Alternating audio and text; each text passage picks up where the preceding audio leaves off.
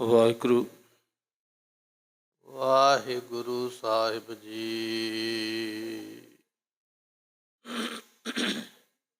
ਹਰੀ ਸਰਨ ਤੁਮਾਰੀ ਆਸਾ, ਤੁਮ ਹੀ ਸੱਜਣ ਸੋਹਲੇ। ਰਾਖੋ ਰਾਖਨ ਹਾਰ ਦਿਆਲਾ, ਨਾਨਕ ਘਰ ਕੇ ਗੋਲੇ। ਆਓ ਆਇਆ ਦੂਰੋਂ ਚੱਲ ਕੇ ਮੈਂ ਤਕੀ ਤੋ ਸਰਨਾਏ ਜਿਉ।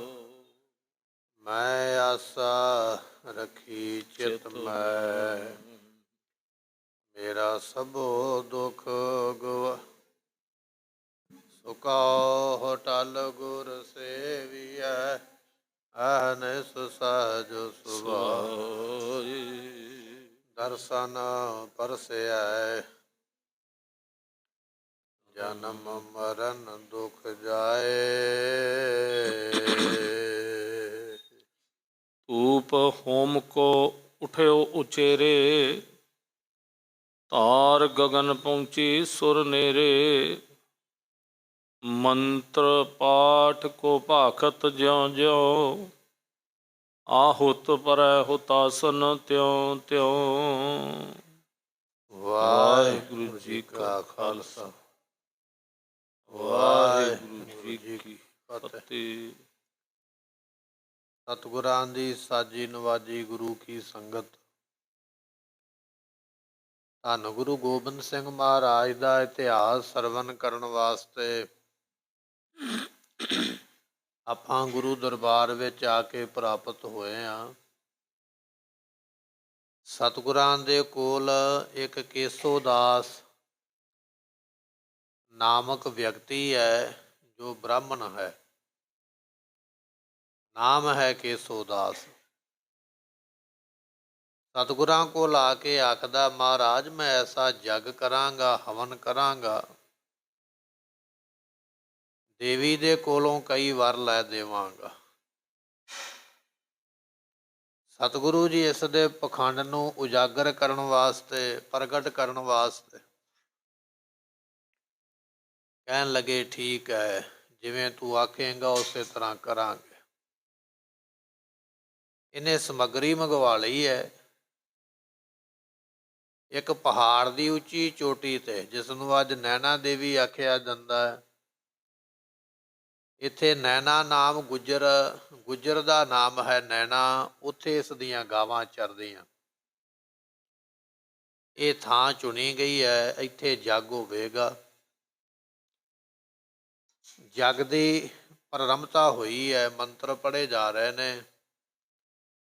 ਕਿਵੇਂ ਕਿਵੇਂ ਇਹ ਜੱਗ ਕਰਦਾ ਤੇ ਕਰਾਉਂਦਾ ਹੈ, ਇਹ ਬਚਨ ਆਪਾਂ ਅੱਜ ਫਿਰ ਇਤਿਹਾਸ ਵਿੱਚ ਸਰਵਨ ਕਰਾਂਗੇ। ਆਓ ਮਨ ਦੀ ਬਿਰਤੀ, ਮਨ ਦੇ ਧਿਆਨ ਨੂੰ ਟਿਕਾਈਏ, ਮਿਲ ਕੇ ਆਖੀਏ ਸਤਿਨਾਮ ਸ੍ਰੀ ਵਾਹਿਗੁਰੂ ਸਾਹਿਬ ਜੀ। ਧੂਪ ਹੋਮ ਕੋ ਉਠਿਓ ਉਚੇਰੇ। ਜਿਸ ਵੇਲੇ ਜੱਗ ਦੀ ਪ੍ਰਾਰੰਭਤਾ ਹੋਈ ਨਾ, ਜਿਹੜਾ ਅਗਨੀ ਕੁੰਡ ਹੈ ਉਹਦੇ ਵਿੱਚ ਕਈ ਤਰ੍ਹਾਂ ਦੀਆਂ ਧੂਪ ਵਗੈਰਾ ਪਾਈਆਂ ਗਈਆਂ, ਆਹੂਤੀਆਂ ਜਿਹੜੀਆਂ ਦਿੱਤੀਆਂ ਗਈਆਂ। ਉਸ ਹਵਨ ਕੁੰਡ ਦੇ ਵਿੱਚੋਂ ਧੂੰਆਂ ਜਿਹੜਾ ਹੈ ਉਹ ਨਿਕਲ ਕੇ ਬਾਹਰ ਆਉਂਦਾ ਹੈ। ਤਾਰ ਗਗਨ ਪਹੁੰਚੀ ਸੁਰ ਨੇਰੇ। ਇਹ ਜਿਹੜਾ ਧੂੰਆਂ ਹੈ ਹੌਲੀ ਹੌਲੀ ਆਕਾਸ਼ ਵੱਲ ਨੂੰ ਜਾਂਦਾ ਹੋਇਆ ਦਿਖਾਈ ਦਿੰਦਾ ਹੈ। ਮੰਤਰ ਪਾਠ ਕੋ ਭਾਖਤ ਜਿਉ ਜਿਉ। ਨਾਲ ਨਾਲ ਇਹ ਜਿਹੜਾ ਪੰਡਤ ਹੈ ਕਈ ਤਰ੍ਹਾਂ ਦੇ ਮੰਤਰਾਂ ਦਾ ਪਾਠ ਕਰਦਾ ਪਿਆ। ਜਿਹੜੇ ਮੰਤਰ ਇਸਨੇ ਜ਼ੁਬਾਨੀ ਯਾਦ ਕੀਤੇ, ਜਿਹੜੇ ਮੰਤਰ ਸ਼ਾਸਤਰਾਂ ਵਿੱਚ ਲਿਖੇ ਹੋਏ ਨੇ, ਉਹਨਾਂ ਮੰਤਰਾਂ ਦਾ ਇਹ ਵਾਰ-ਵਾਰ ਜਾਪ ਕਰਦਾ ਹੈ। ਆਹੁਤ ਪਰੈ ਹੁਤਾਸਨ ਤਿਉ ਤਿਉ। ਤੇ ਕਹਿਣ ਲੱਗੇ, ਇਸੇ ਤਰ੍ਹਾਂ ਆਹੂਤੀ ਦਿੱਤੀ ਜਾਂਦੀ ਹੈ। ਅਗਨੀ ਦੇ ਵਿੱਚ ਘਿਓ ਪਾਇਆ ਜਾਂਦਾ ਹੈ, ਜੌਂ ਪਾਏ ਜਾਂਦੇ, ਤਿਲ ਅਨਾਜ ਪਾਏ ਜਾਂਦੇ। ਉਵੇਂ ਉਵੇਂ ਇਹ ਸਾਰਾ ਕਾਰਜ ਹੋ ਰਿਹਾ ਹੈ। ਆਦ ਸ਼ਕਤ ਕੋ ਧਾਰਤ ਧਿਆਨਾ। ਸੋ ਕਹਿਣ ਲੱਗੇ, ਜਿਹੜੀ ਆਦ ਸ਼ਕਤੀ ਹੈ, ਆਦਿ ਸ਼ਕਤੀ ਜਿਹੜੀ ਦੇਵੀ ਹੈ ਉਸ ਦਾ ਧਿਆਨ ਇਸ ਪੰਡਤ ਨੇ ਧਾਰਨ ਕੀਤਾ ਹੋਇਆ ਇੱਕ ਹੈ। ਤੋ ਚਤੁਰਭੁਜੀ ਬਲਵਾਨਾ, ਕਹਿਣ ਲੱਗੇ ਇੱਕ ਤੇ ਇਹ ਦੇਵੀ ਚਾਰ ਭੁਜਾਂ ਚਾਰ ਬਾਹਾਂ ਵਾਲੀ ਹੈ, ਚੰਦਰ ਸ਼ੇਖਰੀ ਆਯੋ ਧਰਨੀ, ਤੇ ਦੂਜੀ ਗੱਲ ਇਹ ਹੈ ਵੀ ਇਹਦੇ ਮੱਥੇ ਦੇ ਉੱਪਰ ਤੋ ਕਹਿਣ ਲੱਗੇ ਮੱਥੇ ਤੇ ਚੰਦਰਮਾ ਵਾਲੇ ਸ਼ਿਵ ਦੀ ਸ਼ਕਤੀ ਹੈ ਇਹ ਦੁਰਗਾ। ਇਹ ਕਹਿਣ ਲੱਗੇ ਸ਼ਾਸਤਰਾਂ ਨੂੰ ਧਾਰਨ ਕਰਨ ਵਾਲੀ ਹੈ। ਉਗਰ ਤੇਜ ਦੁਸ਼ਟਨ ਕੋ ਦਰਨੀ, ਇਸ ਦਾ ਤੇਜ ਪ੍ਰਤਾਪ ਤੇਜ ਤਾਪ ਬਹੁਤ ਜ਼ਿਆਦਾ ਹੈ ਅਤੇ ਜਿਹੜੇ ਦੁਸ਼ਟ ਨੇ ਉਹਨਾਂ ਨੂੰ ਇਹ ਨਾਸ਼ ਕਰਨ ਵਾਲੀ ਹੈ। ਕਿਰਪਾ ਠਾਨ ਦਾਸਨ ਕੀ ਰੱਖਿਆ, ਇਹ ਪੜ੍ਹਦਾ ਪਿਆ ਮੰਤਰ ਪੰਡਤ ਬੇਨਤੀਆਂ ਕਰਦਾ ਇਹ ਦੁਸ਼ਟਾਂ ਨੂੰ ਨਾਸ਼ ਕਰਨ ਵਾਲੀ ਦੇਵੀ ਅਤੇ ਆਪਣੇ ਜਿਹੜੇ ਭਗਤ ਨੇ ਉਹਨਾਂ ਦੀ ਤੁਸੀਂ ਦਾਸਾਂ ਦੀ ਰੱਖਿਆ ਕਰਦੇ ਹੋ। ਕ੍ਰੋਧ ਭੂਰ ਤੇ ਦੁਰਜਨ ਭਖਿਆ, ਜਿਹੜਾ ਤੁਹਾਡੇ ਵਿੱਚ ਕ੍ਰੋਧ ਗੁੱਸਾ ਹੈ ਉਸ ਕ੍ਰੋਧ ਦੇ ਨਾਲ ਜਿਹੜੇ ਦੁਰਜਨ ਨੇ ਵੈਰੀ ਨੇ ਪਾਪੀ ਨੇ ਉਹਨਾਂ ਨੂੰ ਨਾਸ਼ ਕਰਨ ਵਾਲੀ ਹੈ। ਤਿਸ ਤੇ ਅਸ਼ਟਭੁਜੀ ਕੋ ਧਿਆਨਾ, ਸੋ ਕਹਿਣ ਲੱਗੇ ਵੀ ਇਸ ਤਰ੍ਹਾਂ ਜਿਹੜੀ ਅਸ਼ਟ ਭੁਜਾਂ ਵਾਲੀ 8 ਬਾਹਾਂ ਵਾਲੀ ਜਿਹੜੀ ਦੇਵੀ ਹੈ ਜਵਾਲਾ ਮੁਕਤੇ ਬੰਮਤ ਮਹਾਨਾ, ਜਿਸ ਨੂੰ ਜਵਾਲਾ ਮੁਖੀ ਆਖਿਆ ਜਾਂਦਾ ਹੈ ਜੋ ਮੂੰਹੋਂ ਅੱਗ ਕੱਢਦੀ ਹੈ। ਜਿਹੜੇ ਹਿੰਦੂ ਧਾਰਮਿਕ ਗ੍ਰੰਥ ਨੇ ਉਹਨਾਂ ਵਿੱਚ ਦੇਵੀ ਦੇਵਤਿਆਂ ਦਾ ਕੁਝ ਇਸ ਤਰ੍ਹਾਂ ਦਾ ਵਰਣਨ ਕੀਤਾ ਹੈ। ਕਿਸੇ ਦੇ 4 ਮੂੰਹ ਆਖੇ ਨੇ, ਕਿਸੇ ਦੇ 6 ਮੂੰਹ ਕਹੇ ਨੇ, ਕਿਸੇ ਦੀਆਂ 4 ਬਾਹਾਂ, ਕਿਸੇ ਦੀਆਂ 8 ਬਾਹਾਂ। ਇਹ ਉਹਨਾਂ ਗ੍ਰੰਥਾਂ ਵਿੱਚ ਉਹਨਾਂ ਦੇਵਤਿਆਂ ਨੂੰ ਇਸ ਤਰੀਕੇ ਨਾਲ ਸੰਬੋਧਨ ਕੀਤਾ। ਸੋ ਕਹਿਣ ਲੱਗੇ ਵੀ ਇਹ ਜਿਹੜੀ ਦੇਵੀ ਦੀ ਆਰਾਧਨਾ ਕਰਦਾ ਪਿਆ ਨਾ ਵੀ ਇਸ ਦੇ ਮੂੰਹ ਦੇ ਵਿੱਚੋਂ ਅੱਗ ਨਿਕਲਦੀ ਹੈ, ਐਸਾ ਇਹਦਾ ਸਵਰੂਪ ਹੈ। ਲਾਲ ਬਿਲੋਚਨ ਮੁੰਡਨ ਮਾਲੀ, ਇਸ ਦੀਆਂ ਅੱਖਾਂ ਲਾਲ ਨੇ। ਉਹਦਾ ਵਰਣਨ ਕਰਦੇ ਪਏ ਕਵੀ ਜੀ ਵੀ ਇਹ ਦੇਵੀ ਦਾ ਰੂਪ ਕਿਹੋ ਜਿਹਾ। ਲਾਲ ਅੱਖਾਂ ਨੇ ਤੇ ਸਿਰਾਂ ਦੀ ਮਾਲਾ ਆਪਣੇ ਗਲ ਵਿੱਚ ਪਾਉਣ ਵਾਲੀ ਹੈ। ਛੂਟੇ ਬਾਲ ਕਰਾਲ ਵਿਸਾਲੀ, ਵਾਲ ਇਸ ਦੇਵੀ ਨੇ ਖੁੱਲੇ ਛੱਡੇ ਹੋਏ ਨੇ ਤੇ ਬੜੇ ਭਿਆਨਕ ਨੇ। ਕੱਟੇ ਹੋਏ ਜਿਹੜੇ ਸਿਰ ਨੇ, ਕੱਲੀਆਂ ਧੌਣਾ, ਐਸੇ ਸਿਰਾਂ ਦਾ ਇਸ ਨੇ ਗਲ ਵਿੱਚ ਹਾਰ ਪਾਇਆ। ਇਸ ਦੇ ਵਾਲ ਬੜੇ ਡਾਢੇ ਭਿਆਨਕ ਹਨ। ਦਾਰੁਣ ਤੁੰਡਾ ਚੰਡ ਕਪਾਲੀ, ਤੇ ਕਹਿਣ ਲੱਗੇ ਵੀ ਇਹ ਜਿਹੜੀ ਦੇਵੀ ਹੈ ਇਹ ਦਾਰੁਣ ਤੁੰਡਾ ਹੈ। ਤੁੰਡ ਤੋਂ ਭਾਵ ਹੁੰਦਾ ਮੂੰਹ। ਇਸ ਦਾ ਬੜਾ ਹੀ ਭਿਆਨਕ ਮੂੰਹ ਹੈ ਅਤੇ ਇਹ ਹੱਥ ਵਿੱਚ ਖੋਪਰ ਰੱਖਣ ਵਾਲੀ ਹੈ। ਖੂਨ ਪੀਣ ਵਾਸਤੇ ਇਸ ਨੇ ਹੱਥ ਵਿੱਚ ਇੱਕ ਖੋਪਰ ਫੜਿਆ ਹੋਇਆ ਹੈ। ਅੰਗ ਦਿਗੰਬਰ ਭੀਖਨ ਕਾਲੀ, ਤੇ ਇਸ ਦੇ ਜਿਹੜੇ ਅੰਗ ਨੇ ਸਰੀਰ ਦੇ ਉਹ ਨੰਗੇ ਹੀ ਨੇ ਅਤੇ ਬਹੁਤ ਜ਼ਿਆਦਾ ਇਸ ਦਾ ਕਾਲਾ ਰੰਗ ਹੈ। ਇਹ ਇਸ ਦਾ ਸਰੂਪ ਵਰਣਨ ਕੀਤਾ ਵੀ ਇਹ ਹੈ ਕਿਸ ਤਰ੍ਹਾਂ ਦੀ ਜਿਹਦਾ ਇਹ ਆਰਾਧਨ ਕਰਦਾ ਪਿਆ ਨਾ। ਅੱਜ ਵੀ ਤੁਸੀਂ ਉਸ ਦੇਵੀ ਦੀ ਮੂਰਤੀ ਦੇਖੋਗੇ, ਫੋਟੋ ਦੇਖੋਗੇ, ਜਿਸ ਨੂੰ ਕਾਲੀ ਆਖਿਆ ਜਾਂਦਾ ਹੈ, ਉਹਦਾ ਸਰੀਰ ਨੰਗਾ ਵਿਖਾਇਆ ਜਾਂਦਾ ਤੇ ਕਾਲਾ ਉਹਦਾ ਰੰਗ ਵਿਖਾਇਆ ਜਾਂਦਾ। ਉਸੇ ਰੂਪ ਦਾ ਇੱਥੇ ਵਰਣਨ ਹੋ ਰਿਹਾ ਹੈ ਵੀ ਉਹ ਦੇਵੀ ਇਸ ਤਰੀਕੇ ਵਾਲੀ ਹੈ। ਦਾੜਨ ਦੀਰਘ ਪੰਕਤ ਬਾਲੀ, ਉਸ ਦੀਆਂ ਦਾੜਾਂ ਬੜੀਆਂ ਲੰਮੀਆਂ ਲੰਮੀਆਂ ਨੇ, ਜਿਵੇਂ ਸ਼ੇਰ ਦੀ ਦਾੜ ਹੁੰਦੀ ਹੈ ਨਾ, ਲੰਮੀਆਂ ਦਾੜਾਂ ਵਾਲੀ, ਭੱਖ ਕਰਨ ਵਾਲੀ, ਖਾਣ ਵਾਲੀ ਹੈ। ਸਰਪ ਫੁੰਕਾਰੇ ਹੱਥ ਕਰਾਲੀ, ਹੱਥਾਂ ਦੇ ਵਿੱਚ ਭਿਆਨਕ ਸੱਪ ਜਿਹੜੇ ਨੇ ਉਹ ਫੜੇ ਹੋਏ, ਜਿਹੜੇ ਫੁੰਕਾਰੇ ਮਾਰਦੇ ਨੇ। ਐਸੋ ਜਿਹਾ ਭਿਆਨਕ ਸੱਪ ਜਿਹੜੇ ਫੁੰਕਾਰਾ ਮਾਰਦੇ ਨੇ ਉਹ ਇਸ ਨੇ ਹੱਥ ਵਿੱਚ ਫੜਿਆ ਹੋਇਆ ਹੈ। ਚਰਮੰ ਸ਼ੁਸ਼ਕਾ ਨਖਨ ਵਿਸਾਲੀ, ਤੇ ਕਹਿਣ ਲੱਗੇ ਜਿਹੜੇ ਚਰਮੰਗ ਤੋਂ ਭਾਵ ਤੋ ਨਖਨ ਵਿਸਾਲੀ, ਇਸ ਦੇ ਜਿਹੜੇ ਨਹੁੰ ਨੇ ਗੁਰਮੁਖੋ ਉਹ ਵੱਡੇ ਵੱਡੇ ਤੇ ਲਾਲ ਨੇ। ਐਸਾ ਇਸ ਦਾ ਸਰੂਪ ਹੈ। ਚੰਮ ਇਸ ਦਾ ਸੁੱਕਾ ਹੈ। ਅਧਿਕ ਉਗਾਲਤ ਜਵਾਲਾ ਮਾਲੀ, ਜਦੋਂ ਬੋਲਦੀ ਹੈ ਬਹੁਤ ਜ਼ਿਆਦੀ ਅੱਗ ਦੇ ਮੂੰਹ ਵਿੱਚੋਂ ਨਿਕਲਦੀ ਹੈ। ਇਤਿਆਦਿਕ ਧਰ ਧਿਆਨ ਦੋਹਨ ਕੋ, ਐਸਾ ਧਿਆਨ ਜਿਹੜਾ ਹੈ ਨਾ ਇਸ ਦੇਵੀ ਦਾ ਇਸ ਬ੍ਰਾਹਮਣ ਨੇ ਆਪਣੇ ਮਨ ਵਿੱਚ ਧਾਰਿਆ ਹੈ। ਥਿਰਤਾ ਦੇ ਕਰ ਚੰਚਲ ਮਨ ਕੋ, ਆਪਣੇ ਭਜਦੇ ਮਨ ਨੂੰ ਟਿਕਾਉਂਦਾ ਵੀ ਪਿਆ। ਜੱਗ ਮੇਰਾ ਸਫਲਾ ਹੋ ਜਾਵੇ, ਮੇਰਾ ਮਨ ਕਿਸੇ ਬੰਨੇ ਭਟਕੇ ਨਾ, ਆਪਣੇ ਮਨ ਨੂੰ ਟਿਕਾਉਂਦਾ ਵੀ ਹੈ ਮੰਤਰ ਪੜ੍ਹ ਪੜ੍ਹ ਕੇ। ਔਰ ਐਸੀ ਦੇਵੀ ਦੇ ਧਿਆਨ ਨੂੰ ਧਾਰਦਾ ਪਿਆ। ਐਸੀ ਦੇਵੀ ਨੂੰ ਮੈਂ ਪ੍ਰਗਟ ਕਰਨਾ ਹੈ। ਅਮਨ ਕਰਤ ਉਠ ਲਾਟ ਉਚੇਰੀ, ਕਹਿਣ ਲੱਗੇ ਵੀ ਜਦੋਂ ਹਵਨ ਕਰਦਾ ਨਾ, ਮੰਤਰ ਪੜ੍ਹਦਾ ਹੈ ਤੇ ਸਮੱਗਰੀ ਪਾਉਂਦਾ ਅੱਗ ਦੇ ਵਿੱਚ, ਉਦੋਂ ਬਹੁਤ ਲੰਮੀਆਂ ਲੰਮੀਆਂ ਲਾਟਾਂ ਜਿਹੜੀਆਂ ਅੱਗ ਦੀਆਂ ਬਾਹਰ ਨੂੰ ਨਿਕਲਦੀਆਂ ਜਿਵੇਂ ਜਿਵੇਂ ਮੰਤਰ ਪੜ੍ਹਦਾ ਹੈ ਉਹਦੇ ਵਿੱਚ ਅਨਾਜ ਪਾਉਂਦਾ ਹੈ, ਘਿਓ ਪਾਉਂਦਾ ਹੈ, ਅੱਗ ਦੀਆਂ ਲਾਟਾਂ ਉੱਪਰ ਨੂੰ ਉੱਠਦੀਆਂ ਹਨ। ਸੌਜ ਘ੍ਰਿਤ ਆਦਿਕ ਪਰਤ ਇਹਦੇ ਕਨੇਰੀ। ਵਿੱਚ ਘਿਓ ਤੇ ਹੋਰ ਜਿਹੜੀ ਸਮੱਗਰੀ ਹੈ ਉਹ ਪਾਈ ਜਾਂਦੀ ਹੈ। ਕਿਤੇ ਘਿਓ ਪਾਇਆ ਜਾਂਦਾ ਹੈ, ਇੱਕ ਉਹਦੇ ਵਿੱਚ ਸਮੱਗਰੀ ਹੋਰ ਪਾਈ ਜਾਂਦੀ ਹੈ। ਜੱਗ ਕਰਨ ਵਾਸਤੇ, ਹਵਨ ਕਰਨ ਵਾਸਤੇ ਬੜੀ ਬੜੀ ਸਮੱਗਰੀ ਲੱਗ ਜਾਂਦੀ ਹੈ। ਸ਼ਾਸਤਰਾਂ ਦੇ ਵਿੱਚ ਇੱਕ ਬਚਨ ਆਉਂਦਾ ਹੈ ਕਿ ਇੱਕ ਤੱਛਕ ਨਾਮ ਦਾ ਜਿਹੜਾ ਨਾਗ ਹੈ ਨਾ, ਉਸਨੇ ਪ੍ਰੀਸ਼ਤ ਰਾਜੇ ਨੂੰ ਦੱਸਿਆ। ਪ੍ਰੀਸ਼ਤ ਰਾਜਾ ਮਰ ਗਿਆ। ਪ੍ਰੀਸ਼ਤ ਰਾਜੇ ਦੇ ਪੁੱਤਰ ਨੇ ਗੁੱਸਾ ਕੀਤਾ, ਮੇਰੇ ਬਾਪ ਨੂੰ ਸੱਪ ਨੇ ਮਾਰਿਆ, ਮੈਂ ਹੁਣ ਦੁਨੀਆ ਵਿੱਚ ਸੱਪ ਨਹੀਂ ਰਹਿਣ ਦੇਵਾਂਗਾ, ਮੈਂ ਸੱਪ ਨਸਲ ਹੀ ਖਤਮ ਕਰ ਦਿਆਂਗਾ। ਬੜੇ ਬੜੇ ਵੱਡੇ ਨਾਮਵਰ ਪੰਡਤ ਇਸ ਨੇ ਬੁਲਾਏ। ਪੰਡਤਾਂ ਦੇ ਕੋਲੋਂ ਵਿਧੀ ਪੁੱਛੀ ਹੈ, ਕੋਈ ਇਹੋ ਜਿਹੀ ਵਿਧੀ ਦੱਸੋ, ਇਹੋ ਜਿਹਾ ਜੱਗ ਦੱਸੋ, ਮੈਂ ਸੱਪਾਂ ਦੀ ਨਸਲ ਖਤਮ ਕਰ ਦੇਣੀ ਹੈ।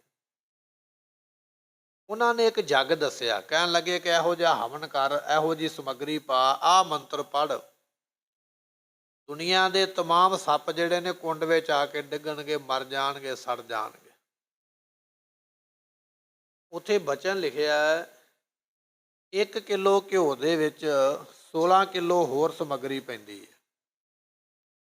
ਜਿਹੜਾ ਹਵਨ ਸ਼ੁਰੂ ਕੀਤਾ ਨਾ ਉਸ ਵੇਲੇ 1 ਕਿਲੋ ਘਿਓ ਤੇ 16 ਕਿਲੋ ਸੁੱਕੀ ਸਮੱਗਰੀ, ਜਿਹਦੇ ਵਿੱਚ ਫੁੱਲ ਨੇ, ਅਨਾਜ ਨੇ, ਕਈ ਤਰ੍ਹਾਂ ਦੀਆਂ ਵਸਤੂਆਂ ਸੁਗੰਧੀ ਵਾਲੀਆਂ। 16 ਕਿਲੋ ਵਸਤੂਆਂ ਪੈਂਦੀਆਂ, 1 ਕਿਲੋ ਘਿਓ ਪੈਂਦਾ। ਇਸ ਤਰ੍ਹਾਂ ਹਵਨ ਸ਼ੁਰੂ ਹੋਇਆ। ਇਤਿਹਾਸਕਾਰ ਕਹਿੰਦੇ ਨੇ ਵੀ ਏਡਾ ਵੱਡਾ ਹਵਨ ਸੀ ਵੀ ਜਿੰਨੀ ਹਾਥੀ ਦੀ ਸੁੰਡ ਹੈ ਨਾ, ਇੰਨੀ ਧਾਰ ਲਗਾਤਾਰ ਘਿਓ ਦੀ ਪੈਂਦੀ ਹੈ। ਤੇ ਫਿਰ ਸਮੱਗਰੀ ਦਾ ਹਿਸਾਬ ਲਾਓ ਵੀ ਕਿੰਨੀ ਪਈ ਹੋਵੇਗੀ। ਜੇ 1 ਕਿਲੋ ਵਿੱਚ 16 ਕਿਲੋ ਪੈਂਦੀ ਹੈ ਤੇ ਇਕੱਲੇ ਘਿਓ ਦੀ ਧਾਰਾ ਹੀ ਹਾਥੀ ਦੀ ਸੁੰਡ ਵਰਗੀ ਹੈ। ਤੇ ਸਮੱਗਰੀ ਫਿਰ ਟੋਕਰਿਆਂ ਦੇ ਨਾਲ ਹੀ ਪੰਨਾ ਬੰਨ ਕੇ ਸੁੱਟੀ ਗਈ ਹੋਵੇਗੀ। ਐਡਾ ਵੱਡਾ ਇਹ ਜਿਹੜਾ ਜੱਗ ਹਵਨ ਸੀ ਉਸ ਵੇਲੇ ਰਾਜੇ ਨੇ ਕਰਵਾਇਆ। ਦੁਨੀਆ ਦੇ ਤਮਾਮ ਸੱਪ ਉਹਦੇ ਵਿੱਚ ਡਿੱਗਣ ਲੱਗੇ ਆ ਕੇ। ਫਿਰ ਕਿਸੇ ਦੈਵੀ ਸ਼ਕਤੀ ਨੇ ਆ ਕੇ ਰੋਕਿਆ। ਕਹਿਣ ਲੱਗੇ ਰਾਜਨ ਇਹ ਕੰਮ ਨਾ ਕਰ, ਤੂੰ ਇੱਕ ਜੂਨ ਹੀ ਖਤਮ ਕਰ ਦੇਣ ਲੱਗਾ। ਇਹ ਪ੍ਰਕਿਰਤੀ ਦੇ ਨਿਯਮ ਦੇ ਵਿੱਚ ਪਾਪ ਹੈ। ਰੱਬ ਨੇ ਜਿਹੜੀ ਜੂਨ ਬਣਾਈ ਹੈ ਉਹਦਾ ਕੋਈ ਕਾਰਨ ਹੈ, ਤੂੰ ਤੇ ਜੂਨ ਖਤਮ ਕਰਦਾ ਪਿਆ। ਫਿਰ ਰੋਕਿਆ ਗਿਆ। ਭਾਵ ਇਹ ਹੈ ਇਸ ਦੁਨੀਆ ਤੇ ਇੰਨੇ ਵੱਡੇ ਜੱਗ ਹਵਨ ਹੋਏ ਨੇ, ਜਿਹਦੇ ਵਿੱਚ 1 ਕਿਲੋ ਵਿੱਚ 16 ਕਿਲੋ ਸਮੱਗਰੀ ਪੈਂਦੀ ਹੈ ਔਰ ਘਿਓ ਦੀ ਧਾਰਾ ਇੰਨੀ ਮੋਟੀ ਪੈਂਦੀ ਹੈ। ਐਡਾ ਵੱਡਾ ਜੱਗ ਉਸ ਵੇਲੇ ਰਾਜਿਆਂ ਨੇ ਕਰਵਾਇਆ। ਇਹ ਜਿਹੜਾ ਜੱਗ ਪੰਡਤ ਕਰਦਾ ਪਿਆ ਕੇਸੋ ਦਾਸ, ਕਹਿਣ ਲੱਗੇ ਵੀ ਇਸ ਜੱਗ ਦੇ ਵਿੱਚ ਵੀ ਬਹੁਤ ਜ਼ਿਆਦਾ ਸਮੱਗਰੀ ਹਵਨ ਦੇ ਵਿੱਚ ਪਾ ਕੇ ਨਾਲ ਮੰਤਰ ਪੜ੍ਹਦਾ ਹੈ। ਪ੍ਰਥਮ ਦਿਵਸ ਬੈਠੇ ਇੱਕ ਆਸਨ। ਪਹਿਲਾ ਦਿਨ ਅੱਜ ਹੈ। ਇਹ ਇੱਕ ਦਿਨ ਨਹੀਂ ਵੀ ਇੱਕੇ ਦਿਨ ਹੀ ਹੋ ਜਾਣਾ, ਕਈ ਦਿਨ ਲੱਗਣੇ ਨੇ। ਅੱਜ ਪਹਿਲਾ ਦਿਨ ਹੈ। ਇਹ ਪੰਡਤ ਇੱਕ ਥਾਂ ਤੇ ਆਸਣ ਲਾ ਕੇ ਬੈਠਾ ਰਿਹਾ ਹੈ। ਇੱਕ ਆਸ ਬਿਨ ਦੂਜੀ ਆਸ ਨ। ਇਹਦੇ ਮਨ ਵਿੱਚ ਇੱਕੋ ਹੀ ਆਸਾ ਹੈ। ਇਹ ਨਹੀਂ ਵੀ ਹੁਣ ਫੁਰਨਾ, ਹੋਰ ਫੁਰਿਆ, 5 ਮਿੰਟਾਂ ਬਾਅਦ ਹੋਰ ਫੁਰੇਗਾ, ਅੱਧੇ ਘੰਟੇ ਬਾਅਦ ਹੋਰ ਫੁਰਨਾ, ਨਹੀਂ। ਇੱਕੋ ਹੀ ਫੁਰਨਾ ਵੀ ਮੈਂ ਸ਼ਕਤੀ ਪ੍ਰਗਟ ਕਰਨੀ ਹੈ। 5 ਪਹਿਰ ਲੱਗ ਇੱਕ ਸ਼ਰਮ ਕੀਨੋ। ਕਹਿਣ ਲੱਗੇ ਵੀ ਇਸ ਤਰ੍ਹਾਂ 5 ਪਹਿਰ ਤੱਕ ਇੱਕ ਥਾਂ ਤੇ ਬੈਠ ਕੇ ਇਸਨੇ ਇਹ ਜਿਹੜਾ ਹੈ ਹਵਨ ਕੀਤਾ ਹੈ। ਬਹੁਤ ਨਿਰੰਤਰ ਹੋਮ ਪ੍ਰਵੀਨੋ। ਤੇ ਕਹਿਣ ਲੱਗੇ ਬੜਾ ਹੀ ਵਧੀਆ ਹੋਮ ਜਿਹੜਾ ਹੁੰਦਾ ਪਿਆ ਹੈ। ਸਹਿਤ ਮੰਤਰ ਕੋ ਜੇਤਕ ਭਇਓ। ਜਿੰਨਾ ਮੰਤਰਾਂ ਦੇ ਸਮੇਤ ਅੱਜ ਹਵਨ ਹੋਇਆ, ਅੱਜ ਪੂਜਾ ਹੋਈ, ਜਿੰਨਾ ਅੱਜ ਜੱਗ ਹੋਇਆ ਹੈ, ਤੇਤਕ ਸੌਜ ਹਵਨ ਕਰ ਦਿਓ। ਉਨੀ ਸਮੱਗਰੀ ਇਸਨੇ ਹਵਨ ਵਿੱਚ ਪਾ ਦਿੱਤੀ ਹੈ। ਜਿਹੜੇ ਮੰਤਰ ਅੱਜ ਪੜ੍ਹਨੇ ਸਨ ਉਹ ਪੜ੍ਹੇ ਗਏ। ਜਿੰਨੀ ਸਮੱਗਰੀ ਅੱਜ ਵਿੱਚ ਪੈਣੀ ਸੀ ਉਹ ਪਾ ਦਿੱਤੀ ਗਈ ਹੈ। ਅੱਜ ਦਾ ਪਹਿਲੇ ਦਿਨ ਦਾ ਇਹ ਜੱਗ ਹਵਨ ਪੂਰਾ ਹੋਇਆ ਹੈ। ਪਿਤਰ ਸਮੇਤ ਉੱਠੇ ਭਰਾ ਫੇਰ। ਤੇ ਜਦੋਂ ਪੂਰਾ ਦਿਨ ਹੋ ਗਿਆ ਨਾ, ਫਿਰ ਪੰਡਤ ਜੀ ਨੇ ਉਹ ਬੰਦ ਕਰ ਦਿੱਤਾ ਹਵਨ। ਕਹਿਣ ਲੱਗੇ ਬਸ ਅੱਜ ਦਾ ਇੰਨਾ ਹੀ ਹੈ, ਅੱਜ ਸਮਾਪਤੀ ਹੈ। ਚਲੋ ਉੱਠੋ ਸਾਰੇ ਜਾਣੇ, ਪ੍ਰਸ਼ਾਦਾ ਪਾਣੀ ਛਕੋ, ਕੰਮ ਕਾਰ ਕਰੋ, ਫਿਰ ਅਗਲੇ ਦਿਨ ਸ਼ੁਰੂ ਹੋਵੇਗਾ। ਪਹਿਲੇ ਦਿਨ ਦਾ ਅੱਜ ਹਵਨ ਉਹ ਜਿਹੜਾ ਹੈ ਉਹ ਪੂਰਾ ਕਰਕੇ ਤੇ ਉਸ ਨੂੰ ਰੋਕਿਆ ਗਿਆ ਹੈ। ਕਰ ਆਰਾਮ ਨਿਸ ਭਈ ਸਵੇਰ, ਕਹਿਣ ਲੱਗੇ ਵੀ ਇਸ ਤਰ੍ਹਾਂ ਆਰਾਮ ਕੀਤਾ ਰਾਤ ਨੂੰ ਤੇ ਅਗਲਾ ਦਿਨ ਫਿਰ ਚੜ੍ਹਨਾ ਹੈ। ਸੋ ਇਸ਼ਨਾਨ ਠਾਨ ਗੁਰ ਤਹਾਂ, ਸਤਿਗੁਰੂ ਪਾਤਸ਼ਾਹ ਵੀ ਅਤੇ ਪੰਡਤ ਤੇ ਹੋਰ ਵੀ ਜਿਹੜੀਆਂ ਸੰਗਤਾਂ ਨੇ ਸਾਰਿਆਂ ਨੇ ਸ਼ੌਚ ਕਿਰਿਆ ਇਸ਼ਨਾਨ ਕੀਤੇ ਤਿਮਹੀ ਹਨ। ਵਿਪਰ ਕਹੀ ਸੁਧ ਮਹਾ, ਤੇ ਕਹਿਣ ਲੱਗੇ ਉਸੇ ਤਰ੍ਹਾਂ ਹੀ ਇਹ ਬ੍ਰਾਹਮਣ ਜਿਹੜੇ ਉਹ ਵੀ ਇਸ਼ਨਾਨ ਕਰਦੇ ਹਨ। ਬਹੁਰ ਬੈਠ ਕਰ ਤਿਸ ਹੀ ਆਸਨ, ਫਿਰ ਉਸੇ ਆਸਨ ਦੇ ਉੱਪਰ ਦੁਬਾਰਾ ਬੈਠ ਗਏ। ਅਗਲੇ ਦਿਨ ਫਿਰ ਉਹ ਕੁਝ ਹੋਇਆ ਕਰਨ ਹੈ। ਲਗੇ ਸ੍ਰੀ ਚੰਡ ਉਪਾਸਨ, ਤੇ ਚੰਡਕਾ ਦੀ ਜਵਾਲਾ ਮੁਖੀ ਜਿਹੜੀ ਦੇਵੀ ਹੈ, ਦੁਰਗਾ ਕਹਿ ਲਈਏ, ਕਾਲੀ ਕਹਿ ਲਈਏ, ਉਹਦੀ ਉਪਾਸਨਾ ਅਗਲੇ ਦਿਨ ਫਿਰ ਇਸ ਪੰਡਤ ਨੇ ਸ਼ੁਰੂ ਕੀਤੀ ਹੈ। ਮੰਤਰਨ ਕੋ ਉਚਾਰ ਬਹੁ ਬਾਰੀ, ਮੰਤਰਾਂ ਨੂੰ ਬਹੁਤ ਵਾਰੀ ਆਪਣੇ ਮੂੰਹੋਂ ਉਚਾਰਦਾ ਕਹਿੰਦਾ ਹੈ। ਕਰ ਪੰਕਜ ਤੇ ਆਹੁਤ ਡਾਰੀ, ਤੇ ਕਹਿਣ ਲੱਗੇ ਆਪਣੇ ਹੱਥਾਂ ਵਿੱਚੋਂ ਬਹੁਤੀਆਂ ਆਹੂਤੀਆਂ ਸਮੱਗਰੀਆਂ ਜਿਹੜੀਆਂ ਅੱਗ ਦੇ ਵਿੱਚ ਪਾਉਂਦਾ ਹੈ। ਉਠਤ ਧੂਪ ਬਹੁ ਚੜਿਓ ਆਕਾਸ਼ਾ, ਕਹਿਣ ਲੱਗੇ ਵੀ ਇਸ ਤਰ੍ਹਾਂ ਧੂਪ ਸਮੱਗਰੀ ਸੜਦੀ ਹੈ ਅੱਗ ਦੇ ਵਿੱਚ ਤੇ ਉਹਦਾ ਧੂਆਂ ਆਕਾਸ਼ ਨੂੰ ਜਾਂਦਾ ਹੈ। ਤਿਲ ਕ੍ਰਿਤ ਪਰੇ ਸੁਲਾਟ ਪ੍ਰਕਾਸ਼ਾ, ਜਦੋਂ ਤਿਲ ਪਾਉਂਦਾ ਨਾ ਮੁੱਠ ਭਰ ਕੇ, ਜਾਂ ਜਦੋਂ ਘਿਓ ਪਾਉਂਦਾ ਤੇ ਉਹਦੀਆਂ ਲਾਟਾਂ ਜਿਹੜੀਆਂ ਨੇ ਬੜੀਆਂ ਉੱਚੀਆਂ ਉੱਚੀਆਂ ਲੰਮੀਆਂ ਲੰਮੀਆਂ ਉਸ ਵੇਲੇ ਨਿਕਲਦੀਆਂ ਅੱਗ ਦੀਆਂ ਉਹਦੇ ਵਿੱਚੋਂ। ਕੇਸ਼ਵ ਦਾਸ ਪਠੈ ਮੁਖ ਜਿਉ ਇਹ ਜਿਹੜਾ ਜਿਉ, ਕੇਸ਼ਵ ਦਾਸ ਪੰਡਤ ਹੈ ਗੁਰਮੁਖੋ, ਇਹ ਫਿਰ ਮੰਤਰ ਪੜ੍ਹਦਾ ਪਿਆ, ਕਈ ਤਰ੍ਹਾਂ ਦੇ ਮੰਤਰਾਂ ਦਾ ਜਾਪ ਕਰਦਾ ਹੈ। ਆਏ ਆਹੂਤੀ ਸ਼੍ਰੀ ਪ੍ਰਭ ਤਿਉ ਤੇ ਤਿਉ, ਸਤਿਗੁਰੂ ਪਾਤਸ਼ਾਹ ਮਹਾਰਾਜ ਜੀ ਉਸੇ ਤਰ੍ਹਾਂ ਇਹ ਸਾਰਾ ਕੁਝ ਵੇਖਦੇ ਪਏ ਵੀ ਇਹ ਕਿਸ ਤਰ੍ਹਾਂ ਦੇ ਕਾਰਜ ਹੋ ਰਹੇ ਹਨ। ਆਸਨ ਸਾਧ ਏਕ ਰਸ ਬੈਸੇ, ਇਸ ਤਰੀਕੇ ਦੇ ਨਾਲ ਕਹਿਣ ਲੱਗੇ ਵੀ ਇਹ ਸਾਰੇ ਪੰਡਤ ਜਿਹੜੇ ਨੇ ਆਸਣ ਟਿਕਾ ਕੇ ਬੈਠੇ ਹੋਏ ਹਨ। ਚੰਡ ਪਰਾਇਣ ਕਰਮਨ ਤੈਸੇ, ਮਨ ਕਰਕੇ ਚਾਹੁੰਦੇ ਨੇ ਵੀ ਅਸੀਂ ਇਹ ਜਿਹੜੀ ਹੈ ਦੇਵੀ ਇਹਦੇ ਆਸਰੇ ਹਾਂ। ਮਨੋਂ ਇਹ ਸਾਰੇ ਪੰਡਤ ਦੇਵੀ ਦੇ ਆਸਰੇ ਹੋ ਗਏ, ਇਸ ਦੇਵੀ ਨੂੰ ਪ੍ਰਗਟ ਕਰਨਾ ਹੈ। ਨਿੰਦਰਾ ਸ਼ੁਦਾ ਕਿਰਾ ਨਿਜ ਜੀਤ, ਇਸ ਦੇਵੀ ਤੋਂ ਬਿਨਾ ਸਾਡਾ ਕੋਈ ਆਸਰਾ ਨਹੀਂ ਹੈ। ਤੇ ਕਹਿਣ ਲੱਗੇ ਜਦੋਂ ਇਹ ਕਰਦੇ ਪਏ ਨੇ ਜਪ ਤਪ, ਤੇ ਉਸ ਵੇਲੇ ਇਹਨਾਂ ਨੇ ਨਿੰਦਰਾ ਨੂੰ ਜਿੱਤਿਆ ਹੋਇਆ, ਸੌਣ ਦਾ ਸਮਾਂ ਘੱਟ ਕਰ ਦਿੱਤਾ। ਇਸੇ ਤਰ੍ਹਾਂ ਭੁੱਖ ਜਿਹੜੀ ਹੈ ਉਹਨੂੰ ਵੀ ਸਹਾਰਿਆ, ਭੋਜਨ ਵੀ ਘੱਟ ਕੀਤਾ ਹੈ, ਅਤੇ ਬੋਲਦੇ ਵੀ ਘੱਟ ਨੇ, ਬਚਨ ਵਿਲਾਸ ਵੀ ਘੱਟ ਕਰਦੇ।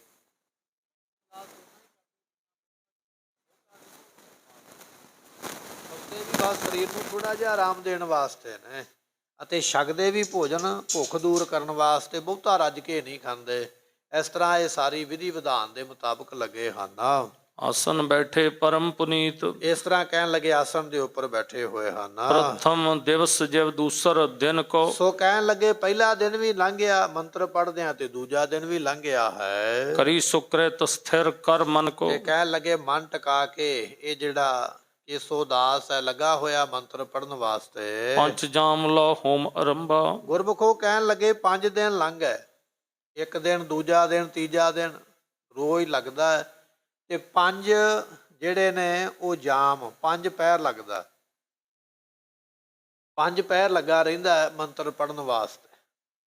ਇੱਕ ਪਹਿਰ 3 ਘੰਟਿਆਂ ਦਾ ਹੁੰਦਾ, ਤੇ 5 ਪਹਿਰ ਜਿਹੜੇ ਨੇ 15 ਘੰਟੇ ਇਹ ਲਗਾਤਾਰ ਹਵਨ ਨੂੰ ਜਗ ਨੂੰ ਕਰਦਾ ਹੈ। ਦਾਸ ਬਿਲੋਕਿਤ ਭਏ ਅਚੰਭਾ, ਜਿਹੜੇ ਇਸ ਪੰਡਤ ਦੇ ਨਾਲ ਦੇ ਵਿਅਕਤੀ ਨੇ ਜਾਂ ਕੁਝ ਲੋਕਲ ਲੋਕ ਨੇ ਉਹ ਬੜੇ ਹੈਰਾਨ ਹੁੰਦੇ ਨੇ ਵੀ ਇਹ ਸਾਰੇ ਪੰਡਤ 15 ਘੰਟੇ ਬੈਠੇ ਰਹਿੰਦੇ ਨੇ, ਮੰਤਰ ਪੜ੍ਹਦੇ ਰਹਿੰਦੇ, ਬੜੇ ਹੈਰਾਨ ਹੁੰਦੇ ਦੇਖ ਕੇ। ਸੁਖੀ ਆਰਵਲ ਸਕਲ ਬਤਾਈ, ਸੋ ਸਾਰੀ ਜਿਹੜੀ ਉਮਰਾ ਹੈ ਬੜੇ ਸੁਖ ਦੇ ਨਾਲ ਬਤੀਤ ਕੀਤੀ ਹੈ। ਕਠਨ ਕਿਰਿਆ ਇੱਕ ਬਾਰੀ ਉਠਾਈ, ਨਾਲ ਦੇ ਪੰਡਤ ਆਖਦੇ ਵੀ ਚੰਗੀ ਮੌਜ, ਵਧੀਆ ਆਪਾਂ ਪ੍ਰਸ਼ਾਦਾ ਪਾਣੀ ਛਕਦੇ ਸੀ, ਵਧੀਆ ਆਰਾਮ ਨਾਲ ਸੌਂਦੇ ਸੀ, ਸਾਰੇ ਆਪਾਂ ਨੂੰ ਆਨੰਦ ਮਿਲਦੇ ਸੀ। ਤੇ ਆ ਆਪਾਂ ਨੇ ਕਿੱਥੋਂ ਆ ਕੇ ਕੰਮ ਸ਼ੁਰੂ ਕਰ ਲਿਆ 15-15 ਘੰਟੇ ਬੈਠਣ ਦਾ। ਪਹਿਲਾਂ ਬੜਾ ਆਰਾਮ ਸੀ ਖਾਣ ਪੀਣ ਦਾ, ਸੌਣ ਦਾ, ਆਉਣ ਜਾਣ ਦਾ, ਹੁਣ 15 ਘੰਟੇ ਇੱਥੇ ਵੱਧ ਕੇ ਬਹਿਣਾ ਪੈਂਦਾ। ਨਾਲ ਦੇ ਪੰਡਤ ਵੀ ਜਿਹੜੇ ਨੇ ਉਸ ਵੇਲੇ ਆਪਣੇ ਸਰੀਰ ਨੂੰ ਕਸ਼ਟ ਦੇ ਰਹੇ ਹਨ। ਭੂਮ ਸੇਜ ਕਰ ਭੋਜਨ ਵਰਜਿਓ, ਅਤੇ ਇਸ ਨੇ ਇਹ ਵੀ ਗੱਲ ਆਖੀ ਹੈ ਵੀ ਸੌਣਾ ਵੀ ਆਪਾਂ ਧਰਤੀ ਤੇ ਹੀ ਹੈ। ਜਿਹੜੇ ਨਾਲ ਦੇ ਪੰਡਤ ਨਾ ਮਦਦਗਾਰ ਆਏ, ਉਹਨਾਂ ਨੂੰ ਆਖਿਆ ਵੀ ਮੰਜੇ ਤੇ ਪਲੰਘੇ ਤੇ ਨਹੀਂ ਸੌਣਾ, ਜਿੰਨਾ ਚਿਰ ਹਵਨ ਹੋਵੇਗਾ ਧਰਤੀ ਤੇ ਹੀ ਸੌਣਾ ਹੈ। ਧਰਤੀ ਤੇ ਸੌਣਾ ਸ਼ੁਰੂ ਕਰ ਦਿੱਤਾ ਹੈ, ਅਤੇ ਭੋਜਨ ਵੀ ਵਰਜ ਦਿੱਤਾ ਵੀ ਬਿਲਕੁਲ ਥੋੜਾ ਭੋਜਨ ਛਕਣਾ। ਮੰਨ ਲਓ 4 ਪ੍ਰਸ਼ਾਦੇ ਛਕਣੇ ਤੇ ਇੱਕ ਹੀ ਛਕਣਾ ਹੈ, ਇੱਥੋਂ ਤੱਕ ਸਾਰਿਆਂ ਦਾ ਭੋਜਨ ਰੋਕਿਆ ਗਿਆ ਹੈ। ਪੰਜ ਪਹਿਰ ਕਰ ਲਗ ਬੈਠਨ ਹੁਣ ਸਿਰਜਿਓ, ਗੁਰਮੁਖੋ 5 ਪਹਿਰ ਬੈਠਣਾ ਪੈਣਾ, 15 ਘੰਟੇ ਬੈਠਣਾ। ਗੱਲ ਕਰਨੀ ਬੜੀ ਸੌਖੀ ਹੈ, 15 ਘੰਟੇ ਲਗਾਤਾਰ ਬਹਿਣਾ ਬੜਾ ਔਖਾ ਹੈ। ਆਪਾਂ ਗੁਰੂ ਦਰਬਾਰ ਵਿੱਚ ਬੈਠਦੇ ਹਾਂ, ਕਥਾ ਕੀਰਤਨ ਸੁਣਦੇ ਹਾਂ, ਅੱਧਾ ਪੌਣਾ ਘੰਟਾ ਬੈਠਦੇ ਹਾਂ, ਸਾਡੇ ਵਾਸਤੇ ਉਹ ਬੈਠਣਾ ਔਖਾ ਹੈ। ਅਤੇ ਆਪਣੇ ਸਰੀਰ ਦੀ ਅਸੀਂ ਕੋਈ ਵੀ ਬੈਠਕ ਲੈ ਸਕਦੇ ਹਾਂ, ਢੋਲ ਲਾ ਸਕਦੇ ਹਾਂ, ਸਿੱਧੇ ਹੋ ਸਕਦੇ ਹਾਂ, ਗੋਡੇ ਬੂਧੇ ਮਾਰ ਸਕਦੇ, ਕਿਵੇਂ ਮਰਜ਼ੀ ਬੈਠੇ। ਪਰ ਇਸ ਪੰਡਤ ਦੀ ਹਦਾਇਤ ਹੈ ਵੀ ਜੱਗ ਦੇ ਵਿੱਚ ਜਿਸ ਤਰ੍ਹਾਂ ਤੁਸੀਂ ਬੈਠ ਗਏ ਹੋ ਇਸੇ ਤਰ੍ਹਾਂ ਹੀ ਬੈਠੇ ਰਹਿਣਾ, ਹਿੱਲਣਾ ਨਹੀਂ ਆਪਣੇ ਥਾਂ ਤੋਂ। ਐਸਾ ਇਹ ਕਠਿਨ ਤਪ ਜਿਹੜਾ 15-15 ਘੰਟੇ ਬੈਠਣ ਦਾ ਕਰਦਾ ਹੈ। ਏਕ ਜਾਮ ਜਬ ਨਿਸ਼ਾ ਬਿਤਾਈ, ਕਹਿਣ ਲੱਗੇ ਵੀ ਇਸ ਤਰ੍ਹਾਂ ਕਰਦਿਆਂ ਕਰਦਿਆਂ ਜਦੋਂ ਰਾਤ ਇੱਕ ਪਹਿਰ ਬਤੀਤ ਹੋ ਜਾਂਦੀ ਹੈ ਕਰਨ ਆਰਾਮ ਉਠੇ ਗੋਸਾਈ, ਅਤੇ ਫਿਰ ਉਸ ਵੇਲੇ ਆਰਾਮ ਕਰਨ ਵਾਸਤੇ ਉੱਠ ਪੈਂਦੇ ਹਨ। ਖੁਸ਼ ਫਿਰ ਕਰੇ ਤੋਤ ਸਥਾਨ, ਕਹਿਣ ਲੱਗੇ ਵੀ ਕੁਝ ਕੁ ਫਿਰ ਕੇ ਇੱਧਰ ਉੱਧਰ ਸਾਰੇ ਸਥਾਨਾਂ ਤੇ ਉੱਡੇ ਬਿਨਾ ਨੀਂਦ ਭਗਵਾਨ, ਤੇ ਸਤਿਗੁਰੂ ਪਾਤਸ਼ਾਹ ਮਹਾਰਾਜ ਜੀ ਔਰ ਸੰਗਤਾਂ ਜਿਹੜੀਆਂ ਨੇ ਆਪਣੀ ਆਪਣੀ ਜਗ੍ਹਾ ਤੇ ਆਰਾਮ ਕਰਦੇ ਹਨ। ਦੇਵੀ ਰੂਪ ਵੇਖੈ ਲਿਵ ਲਾਗੀ, ਕਹਿਣ ਲੱਗੇ ਵੀ ਇਸ ਤਰ੍ਹਾਂ ਇਹ ਸਾਰੇ ਜਾਣੇ ਜਿਹੜੇ ਨੇ ਉਹ ਕਾਰਜ ਕਰਦੇ ਪਏ ਲੱਗੇ ਹੋਏ ਨੇ, ਤੇ ਕਹਿਣ ਲੱਗੇ ਵੀ ਇਸ ਤਰ੍ਹਾਂ ਰੋਜ਼ ਦਾ ਇਹ ਕੰਮ ਹੈ। ਪੁੰਨ ਪ੍ਰਭਾਤ ਉੱਠ ਸੌ ਇਸ਼ਨਾਨੇ, ਜਦੋਂ ਪ੍ਰਭਾਤ ਹੁੰਦੀ ਹੈ ਅਗਲਾ ਦਿਨ ਚੜ੍ਹਦਾ ਫਿਰ ਸੌਚ ਕਿਰਿਆ ਇਸ਼ਨਾਨ ਕਰਦੇ ਹਨ। ਬੈਠ ਹਮਨ ਕੀ ਕਿਰਤ ਕੋ ਠਾਨੇ, ਅਗਲੇ ਦਿਨ ਇਹ ਬ੍ਰਾਹਮਣ ਜਿਹੜਾ ਫਿਰ ਸ਼ੁਰੂ ਕਰ ਦਿੰਦਾ ਵੀ ਕੱਲ ਹੋਇਆ ਤੇ ਅੱਜ ਫਿਰ ਉਸੇ ਤਰ੍ਹਾਂ ਹੀ ਅਗਲੇ ਦਿਨ ਦਾ ਫਿਰ ਹਵਨ ਸ਼ੁਰੂ ਹੁੰਦਾ ਹੈ। ਦਿਜਵਰ ਤੇ ਕ੍ਰਿਤ ਹੋਏ ਨਾ ਏਤੀ, ਤੇ ਕਹਿਣ ਲੱਗੇ ਵੀ ਜਿਹੜੇ ਬਾਕੀ ਨਾਲ ਦੇ ਪੰਡਤ ਨੇ ਨਾ ਉਹਨਾਂ ਕੋਲ ਇੰਨੀ ਤਪੱਸਿਆ ਜਿਹੜੀ ਹੈ ਉਹ ਹੋ ਨਹੀਂ ਰਹੀ ਹੈ, ਕਿਉਂਕਿ ਬਲ ਨਹੀਂ ਹੈ ਸਰੀਰ ਦਾ ਇੰਨਾ, ਅਤੇ 1.25 ਲੱਖ ਰੁਪਇਆ ਮਿਹਨਤ ਮੰਗਦਾ। ਜਦ ਪੰਡਤ ਵਿੱਚ ਤਪੱਸਿਆ ਕਰਨ ਦਾ ਬਲ ਘੱਟ ਹੈ ਤਾਂ ਦੇਵੀ ਦੇ ਪ੍ਰਤੱਖ ਕਰਨ ਦਾ ਮਾਣ ਕਿਸ ਗੱਲ ਦਾ ਕਰਦਾ ਔਰ ਮਾਇਆ ਮੋਟੀ ਮੰਗਦਾ। ਪੰਡਤ ਨੇ ਸਮਾਂ ਤੇ ਬੰਧ ਲਿਆ ਵੀ 15 ਘੰਟੇ ਬੈਠਣਾ, 2-4 ਦਿਨ ਤੇ ਬੈਠਾ, ਨਾਲ ਦੇ ਵੀ ਬੈਠੇ ਬਾਕੀ ਸਹਾਇਕ ਪੰਡਤ ਜਿਹੜੇ ਨੇ, ਪਰ ਹੁਣ ਸਰੀਰ ਹੈ ਹੌਲੀ ਹੌਲੀ ਕਮਜ਼ੋਰ ਹੋ ਜਾਂਦਾ ਹੈ। ਪਰ ਉਹਨਾਂ ਹੁਣ ਇਹਦੇ ਕੋਲੋਂ ਪਹਿਲਾਂ ਜਿੰਨਾ ਉਹ ਜਿਹੜੀ ਮਰਿਆਦਾ ਇਸ ਨੇ ਬਣਾਈ ਹੈ ਉਹ ਰੱਖੀ ਨਹੀਂ ਹੈ। ਕਰਤ ਹਮਨ ਪ੍ਰਭ ਪਠ ਕਰ ਤੇਤੀ, ਤੇ ਕਹਿਣ ਲੱਗੇ ਵੀ ਇਸ ਨੇ ਸਾਰਾ ਹਵਨ ਜਿਹੜਾ ਉਸ ਵੇਲੇ ਕੀਤਾ ਹੈ। ਇਸੀ ਪ੍ਰਕਾਰ ਕਿਤਕ ਦਿਨ ਕਰਨੀ, ਕਹਿੰਦੇ ਵੀ ਕਈ ਦਿਨ ਇਸ ਤਰ੍ਹਾਂ ਹੀ ਲੱਗਣਗੇ, ਵੀ ਇੱਕ ਦਿਨ ਦੀ ਗੱਲ ਨਹੀਂ ਹੈ, 2 ਦਿਨ ਦੀ ਗੱਲ ਨਹੀਂ, ਕਈ ਦਿਨ ਐਸੇ ਤਰ੍ਹਾਂ ਇਹ ਮੰਤਰ ਪੜ੍ਹੇ ਜਾਣਗੇ। ਕਰੀ ਬਿਖਮ ਤਪ ਤੇ ਜਿਮ ਬਰਨੀ, ਤੇ ਬੜਾ ਤਾਪ ਇਕੱਠਾ ਔਰ ਔਖਾ ਜਿਵੇਂ ਗ੍ਰੰਥਾਂ ਵਿੱਚ ਲਿਖਿਆ ਉਹਦੇ ਮੁਤਾਬਕ ਇਹ ਜਿਹੜਾ ਕੇਸੋ ਦਾਸ ਹੈ ਨਾ ਉਸ ਤਰ੍ਹਾਂ ਹਵਨ ਕਰਦਾ ਹੈ। ਹਮਨ ਵਸਤ ਸਗਰੀ ਚਲ ਜਾਵੇ, ਜਿੰਨੀ ਸਮੱਗਰੀ ਚਾਹੀਦੀ ਹੈ ਨਾ ਹਵਨ ਵਿੱਚ ਪਾਉਣ ਵਾਸਤੇ, ਸਤਿਗੁਰਾਂ ਦੇ ਸਿੱਖ ਸਾਰੀ ਉੱਪਰ ਪਹਾੜ ਦੇ, ਉਹ ਜਿਹੜਾ ਨੈਣਾ ਗੁੱਜਰ ਦਾ ਪਹਾੜ ਹੈ ਉਸ ਪਹਾੜ ਦੇ ਉੱਪਰ ਰੱਖ ਆਉਂਦੇ। ਜਿੰਨੀ ਸਮੱਗਰੀ ਇਹ ਮੰਗਾਉਂਦਾ ਨਾ ਵੀ ਅੱਜ ਇੰਨੀ ਸਮੱਗਰੀ ਚਾਹੀਦੀ ਹੈ, ਉਨੀ ਰੋਜ਼ ਦੀ ਰੋਜ਼ ਪਹੁੰਚਦੀ ਹੈ। ਉਹ ਸਾਰੀ ਸਮੱਗਰੀ ਅੱਗ ਵਿੱਚ ਪਾ ਕੇ ਆਹੂਤੀਆਂ ਦੇ ਕੇ ਮੰਤਰ ਪੜ੍ਹੇ ਜਾਂਦੇ ਹਨ। ਧਰੇ ਮੌਨ ਸੇਵਕ ਧਰ ਜਾਵੇ, ਤੇ ਕਹਿਣ ਲੱਗੇ ਵੀ ਜਿਹੜੇ ਸੇਵਕ ਨੇ ਉਹ ਮੌਨ ਧਾਰ ਕੇ ਚੁੱਪ ਕਰਕੇ ਇਹ ਸਾਰੀ ਸਮੱਗਰੀ ਇਸ ਪੰਡਤ ਕੋਲ ਪਹੁੰਚਾ ਜਾਂਦੇ ਹਨ। ਕ੍ਰਿਤ ਸੈਂਕੜੇ ਮਨ ਪਹੁੰਚਿਆ ਹੈ, ਤੇ ਕਹਿਣ ਲੱਗੇ ਵੀ ਸੈਂਕੜੇ ਮਨ ਘਿਓ ਉਹ ਲੱਗਦਾ ਪਿਆ ਹੈ। ਰੋਜ਼ ਦਾ ਰੋਜ਼ ਘਿਓ ਕੜਛੀ ਦੇ ਨਾਲ ਅੱਗ ਦੇ ਉੱਪਰ ਪਾਉਣਾ ਹੈ, ਸਿੱਪੀ ਦੇ ਨਾਲ, ਤੇ ਕਈ ਮਨ ਘਿਓ ਜਿਹੜਾ ਹੈ ਰੋਜ਼ ਇੱਥੇ ਉਸ ਵੇਲੇ ਵਰਤਿਆ ਜਾਂਦਾ ਹੈ। ਤਿਲ ਜਬ ਮੇਵਾ ਤੰਦੁਲ ਲੈ, ਇਸੇ ਤਰ੍ਹਾਂ ਤਿਲ ਪਾਏ ਜਾਂਦੇ ਨੇ, ਜੌਂ ਪਾਏ ਜਾਂਦੇ ਨੇ, ਮੇਵਾ ਵੀ ਪਾਇਆ ਜਾਂਦਾ ਹੈ ਤੇ ਚੌਲ ਵੀ ਪਾਏ ਜਾਂਦੇ। ਇਹ ਅਨਾਜ ਨੇ ਜਿਹੜੇ ਉਸ ਅੱਗ ਵਿੱਚ ਪਾਏ ਜਾਂਦੇ ਨੇ। ਇਹ 5 ਤਰ੍ਹਾਂ ਦੀਆਂ ਵਸਤੂਆਂ ਪੈ ਰਹੀਆਂ ਨੇ, ਇੱਕ ਤਿਲ ਹੈ, ਜੌਂ ਹੈ, ਮੇਵਾ ਅਤੇ ਇਸੇ ਤਰ੍ਹਾਂ ਚੌਲ ਤੇ 5ਵਾਂ ਘਿਓ। ਇਹ 5 ਵਸਤੂਆਂ ਜਿਹੜੀਆਂ ਨੇ ਆਹੂਤੀ ਦੇ ਕੇ ਅੱਗ ਦੇ ਵਿੱਚ ਮੰਤਰ ਪੜ੍ਹੇ ਜਾਂਦੇ ਹਨ। ਬਹੁਤ ਸਰਕਰਾ ਆਨ ਕਰ ਧਰੈ, ਕਹਿਣ ਲੱਗੇ ਵੀ ਇਸ ਤਰ੍ਹਾਂ ਇਹ ਕਰਦੇ ਪਏ ਨੇ ਤੇ ਫਿਰ ਜਿਹੜੀ ਖੰਡ ਹੈ ਉਹ ਲਿਆ ਕੇ ਰੱਖੀ ਜਾਂਦੀ ਹੈ। ਪਰ ਹੁਕਮ ਤੇ ਮੇਲਨ ਕਰੈ, ਤੇ ਜਦੋਂ ਪੰਡਤ ਫਿਰ ਹੁਕਮ ਕਰਦਾ ਲਓ ਭਾਈ ਖੰਡ ਵੀ ਪਾ ਦਿਓ, ਤੇ ਫਿਰ ਉਹ ਖੰਡ ਵੀ ਉਸ ਹਵਨ ਵਿੱਚ ਪਾਈ ਜਾਂਦੀ ਹੈ। ਬਾਸਨ ਭਰੇ ਉਠਾਵੇਂ ਦੋ, ਤੇ ਕਹਿਣ ਲੱਗੇ ਵੀ ਭਰੇ ਹੋਏ ਭਾਂਡੇ ਖੰਡ ਦੇ ਉਸ ਵੇਲੇ 2-2 ਬੰਦੇ ਚੁੱਕਦੇ ਹਨ। ਜਾਏ ਟਿਕਾਵੇਂ ਗੁਰ ਢਿਗ ਸੋ, ਅਤੇ ਫਿਰ ਜਾ ਕੇ ਉਹ ਟਿਕਾਏ ਜਾਂਦੇ, ਜਿੱਥੇ ਉਹ ਇਸ਼ਾਰਾ ਕਰਦਾ ਨਾ ਪੰਡਤ ਵੀ ਆਹ ਸਮੱਗਰੀ ਇੱਥੇ ਲਿਆ ਕੇ ਰੱਖੋ, ਤੇ ਫਿਰ ਉੱਥੇ ਉਹ ਭਾਂਡਾ ਟਿਕਾਇਆ ਜਾਂਦਾ ਪੈਰ ਹੈ। ਆਹੂਤੀ ਹੋਏ ਸੁਰੀ ਤੋਂ, ਸੋ ਕਹਿਣ ਲੱਗੇ ਵੀ ਇਸ ਤਰ੍ਹਾਂ ਇਸ ਤਰੀਕੇ ਨਾਲ ਗੁਰਮੁਖੋ ਇਹ ਜਿਹੜੀਆਂ ਆਹੂਤੀਆਂ ਨੇ ਕੀਤੀਆਂ ਜਾਂਦੀਆਂ ਔਰ ਉਹ ਭਾਂਡਿਆਂ ਦੇ ਭਾਂਡੇ ਸਮੱਗਰੀ ਦੇ ਜਿਹੜੇ ਉਹ ਖਾਲੀ ਹੋ ਜਾਂਦੇ ਹਨ। ਤਿਮ ਹੀ ਭਰੈ ਸੌਂਜ ਜਿਮ ਕੀਤੋ, ਇਹ ਕਹਿਣ ਲੱਗੇ ਵੀ ਉਸੇ ਤਰ੍ਹਾਂ ਹੀ ਉਹ ਫਿਰ ਦੁਬਾਰਾ ਭਰੇ ਜਾਂਦੇ। ਜਿਵੇਂ ਅੱਜ ਭਾਂਡੇ ਖਾਲੀ ਹੋ ਗਏ ਜੱਗ ਕਰਦਿਆਂ, ਜੱਗ ਦੀ ਸਮਾਪਤੀ ਹੋ ਗਈ ਹੈ, ਅਗਲੇ ਦਿਨ ਦੁਬਾਰਾ ਫਿਰ ਉਸੇ ਤਰ੍ਹਾਂ ਹੀ ਸਾਰੇ ਬਰਤਨ ਭਰ ਕੇ ਉੱਥੇ ਰੱਖੇ ਜਾਣਗੇ। ਅਗਲੇ ਦਿਨ ਦੁਬਾਰਾ ਫਿਰ ਉਸੇ ਤਰ੍ਹਾਂ ਹੀ ਜੱਗ ਹੋਵੇਗਾ, ਫਿਰ ਸ਼ਾਮ ਤੱਕ ਰਾਤ ਤੱਕ ਭਾਂਡੇ ਖਾਲੀ ਹੋ ਜਾਣਗੇ। ਅਗਲੇ ਦਿਨ ਫਿਰ ਭਾਂਡੇ ਉਸ ਤਰ੍ਹਾਂ ਬਣਾ ਕੇ ਭਰ ਕੇ ਰੱਖੇ ਜਾਣਗੇ। ਰੋਜ਼ ਦੀ ਕਿਰਿਆ ਇਸ ਤਰ੍ਹਾਂ ਚੱਲਦੀ ਹੈ। ਚਿਤਕ ਪ੍ਰਮਾਣ ਆਹੂਤੀ ਕੇਰਾ। ਹੁਣ ਪੰਡਤ ਨੇ ਦੱਸਿਆ ਵੀ ਇੰਨੇ ਕਿਲੋ ਰੋਜ਼ ਫੁੱਲ ਲੱਗਣਗੇ, ਇੰਨੇ ਕਿਲੋ ਜੌਂ ਲੱਗਣਗੇ, ਇੰਨੇ ਕਿਲੋ ਤਿਲ ਲੱਗਣਗੇ, ਇੰਨੇ ਕਿਲੋ ਚੌਲ ਲੱਗਣਗੇ, ਇੰਨਾ ਘਿਓ ਲੱਗੇਗਾ। ਹੁਣ ਇੱਕ ਅਨੁਮਾਨ ਹੋ ਗਿਆ ਵੀ ਇੰਨੀ ਸਮੱਗਰੀ ਸਾਡੀ ਰੋਜ਼ ਲੱਗੇਗੀ। ਉਨੀ ਸਮੱਗਰੀ ਦੇ ਭਾਂਡੇ ਸੇਵਕ ਜਿਹੜੇ ਨੇ ਆਪਣੇ ਆਪ ਹੀ ਉੱਥੇ ਭਰ ਕੇ ਰੱਖ ਦਿੰਦੇ ਹਨ। ਲੈ ਤਿਤਕ ਨੈ ਘਾਟ ਕਨੇਰਾ। ਉਸ ਤੋਂ ਵੱਧ ਹੀ ਲਿਆ ਜਾਂਦਾ ਹੈ। ਸਮੱਗਰੀ ਜਗ ਕਰਦਿਆਂ ਘਟ ਨਾ ਜਾਵੇ, ਵੱਧ ਵਸਤੂਆਂ ਲਈਆਂ ਜਾਂਦੀਆਂ ਹਨ।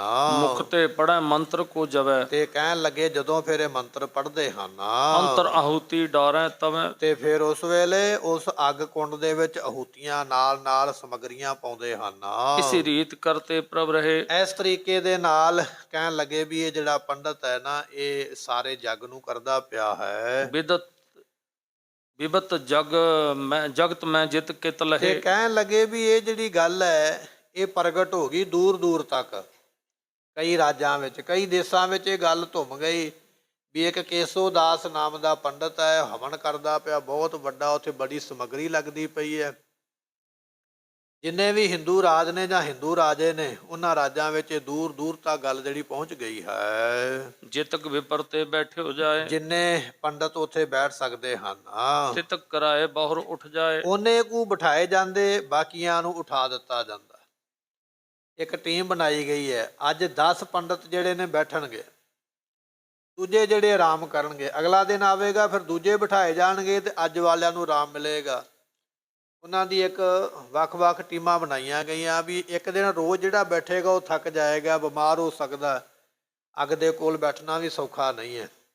ਇਸ ਕਰਕੇ ਉਹਨਾਂ ਨੂੰ ਕੰਮ ਵੰਡਿਆ ਗਿਆ। ਇਹ ਅੱਜ ਬੈਠਣਗੇ, ਕੱਲ੍ਹ ਬੈਠਣਗੇ, ਪਰਸੋਂ ਬੈਠਣਗੇ। ਸਾਰਿਆਂ ਦਾ ਸਮਾਂ ਬੱਧਾ। ਉਸ ਤਰੀਕੇ ਦੇ ਨਾਲ ਸਾਰੇ ਆਪੋ ਆਪਣੀ ਸਮੇਂ ਤੇ ਆ ਕੇ ਬੈਠਦੇ ਹਨ। ਆਸਨ ਪ੍ਰਾਤੀ ਬੈਸੇ। ਸੋ ਕਹਿਣ ਲੱਗੇ ਵੀ ਇਸ ਤਰ੍ਹਾਂ ਦਿਨ ਤੋਂ ਬੈਠ ਜਾਂਦੇ ਨੇ ਔਰ ਰਾਤ ਤੱਕ ਬੈਠੇ ਰਹਿੰਦੇ ਹਨ। ਜਾਮ ਰਾਤ ਲਾ ਇਸਤਰ ਤੈਸੇ। ਇੱਕ ਪਹਿਰ ਰਾਤ ਤੱਕ, ਜਿੰਨਾ ਚਿਰ ਰਾਤ ਦੇ 9 ਨਹੀਂ ਨਾ ਵੱਜ ਜਾਂਦੇ, ਉਹਨਾਂ ਚਿਰ ਹਵਨ ਹੁੰਦਾ ਰਹਿੰਦਾ। ਰਾਤ ਨੂੰ 9 ਵਜੇ ਜਾ ਕੇ ਛੁੱਟੀ ਹੁੰਦੀ ਹੈ।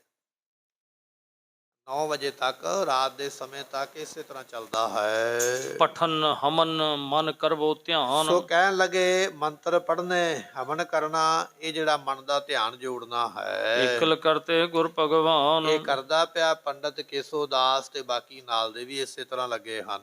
ਦੋਹਰਾ ਇੱਕ ਅਰਾਧਨ ਚੰਡਕਾ ਭਏ ਪਰਾਇਣ ਧੀਰ। ਇਹ ਸਾਰੇ ਜਾਣੇ ਇੱਕ ਚੰਡਕਾ ਨੂੰ ਆਰਾਧਨ ਵਾਸਤੇ ਉਹਦੇ ਆਸ਼ਰੇ ਹੋ ਗਏ ਹਨ।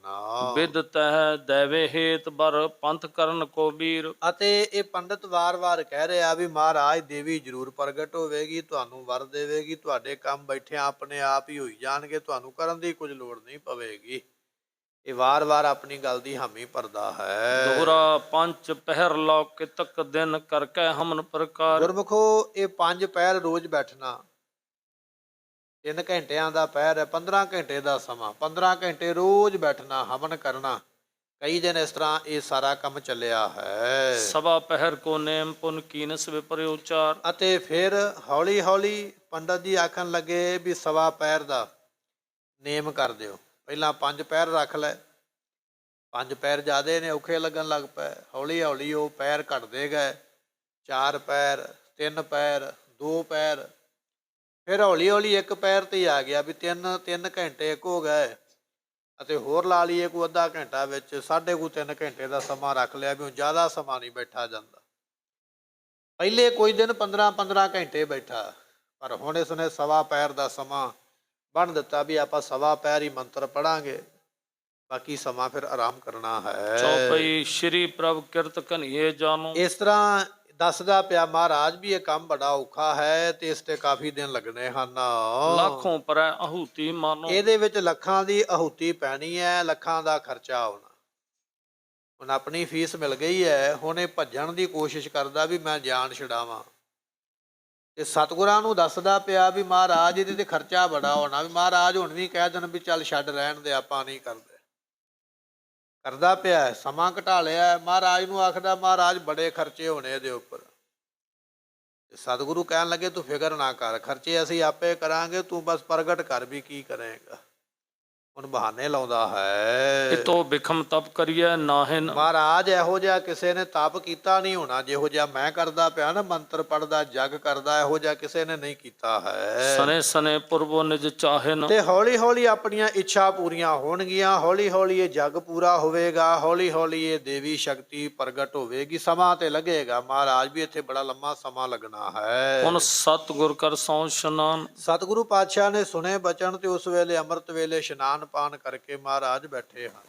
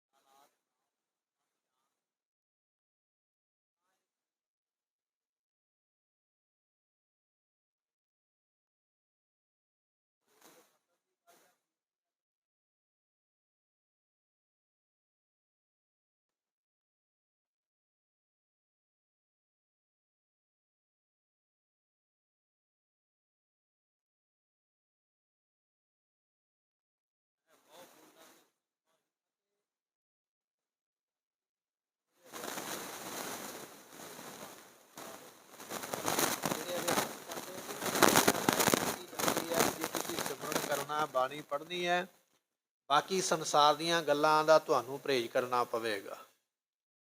ਬਹੁਤਾ ਨਹੀਂ ਬੋਲਣਾ, ਥੋੜ੍ਹਾ ਬੋਲਣਾ, ਲੋੜਵੰਦ ਲੋੜ ਅਨੁਸਾਰ ਬਚਨ ਬੋਲਣਾ ਹੈ। ਬਾਕੀ ਆਪਣੀ ਸ਼ਕਤੀ ਜਿਹੜੀ ਹੈ ਉਹ ਬੋਲਣ ਦੇ ਵਿੱਚ ਵਿਅਰਥ ਨਹੀਂ ਗਵਾਉਣੀ। ਜਦੋਂ ਅਸੀਂ ਬੋਲਦੇ ਹਾਂ ਨਾ, ਸਾਡੇ ਸਰੀਰ ਦੀ ਸ਼ਕਤੀ ਲੱਗਦੀ ਹੈ, ਤਾਕਤ ਲੱਗਦੀ ਹੈ, ਤੇ ਆਪਣੇ ਸਰੀਰ ਦੀ ਇਸ ਤਾਕਤ ਨੂੰ ਬਚਾ ਕੇ ਤੇ ਉਹਨਾਂ ਸਮਾਂ ਬਾਣੀ ਪੜ੍ਹਨੀ, ਤੇ ਬਾਕੀ ਸਮਾਂ ਚੁੱਪ ਰਹਿਣਾ।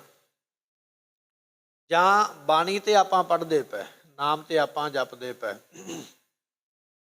ਬੰਦਗੀ ਤੇ ਆਪਾਂ ਕਰਦੇ, ਤੇ ਕਈ ਵਾਰੀ ਕੋਈ ਮੁੱਖੋਂ ਬਚਨ ਨਿਕਲ ਜਾਣਾ ਕਿਸੇ ਦੇ ਪ੍ਰਤੀ, ਬਾਣੀ ਪੜ੍ਹਦਿਆਂ ਨਾਮ ਜਪਦਿਆਂ ਕੋਈ ਬਚਨ ਨਿਕਲਣਾ ਵਰ ਦੇ ਰੂਪ ਦੇ ਵਿੱਚ ਜਾਂ ਕੋਈ ਦੁੱਖ ਦੇ ਰੂਪ ਵਿੱਚ ਪੂਰਾ ਹੋ ਜਾਂਦਾ।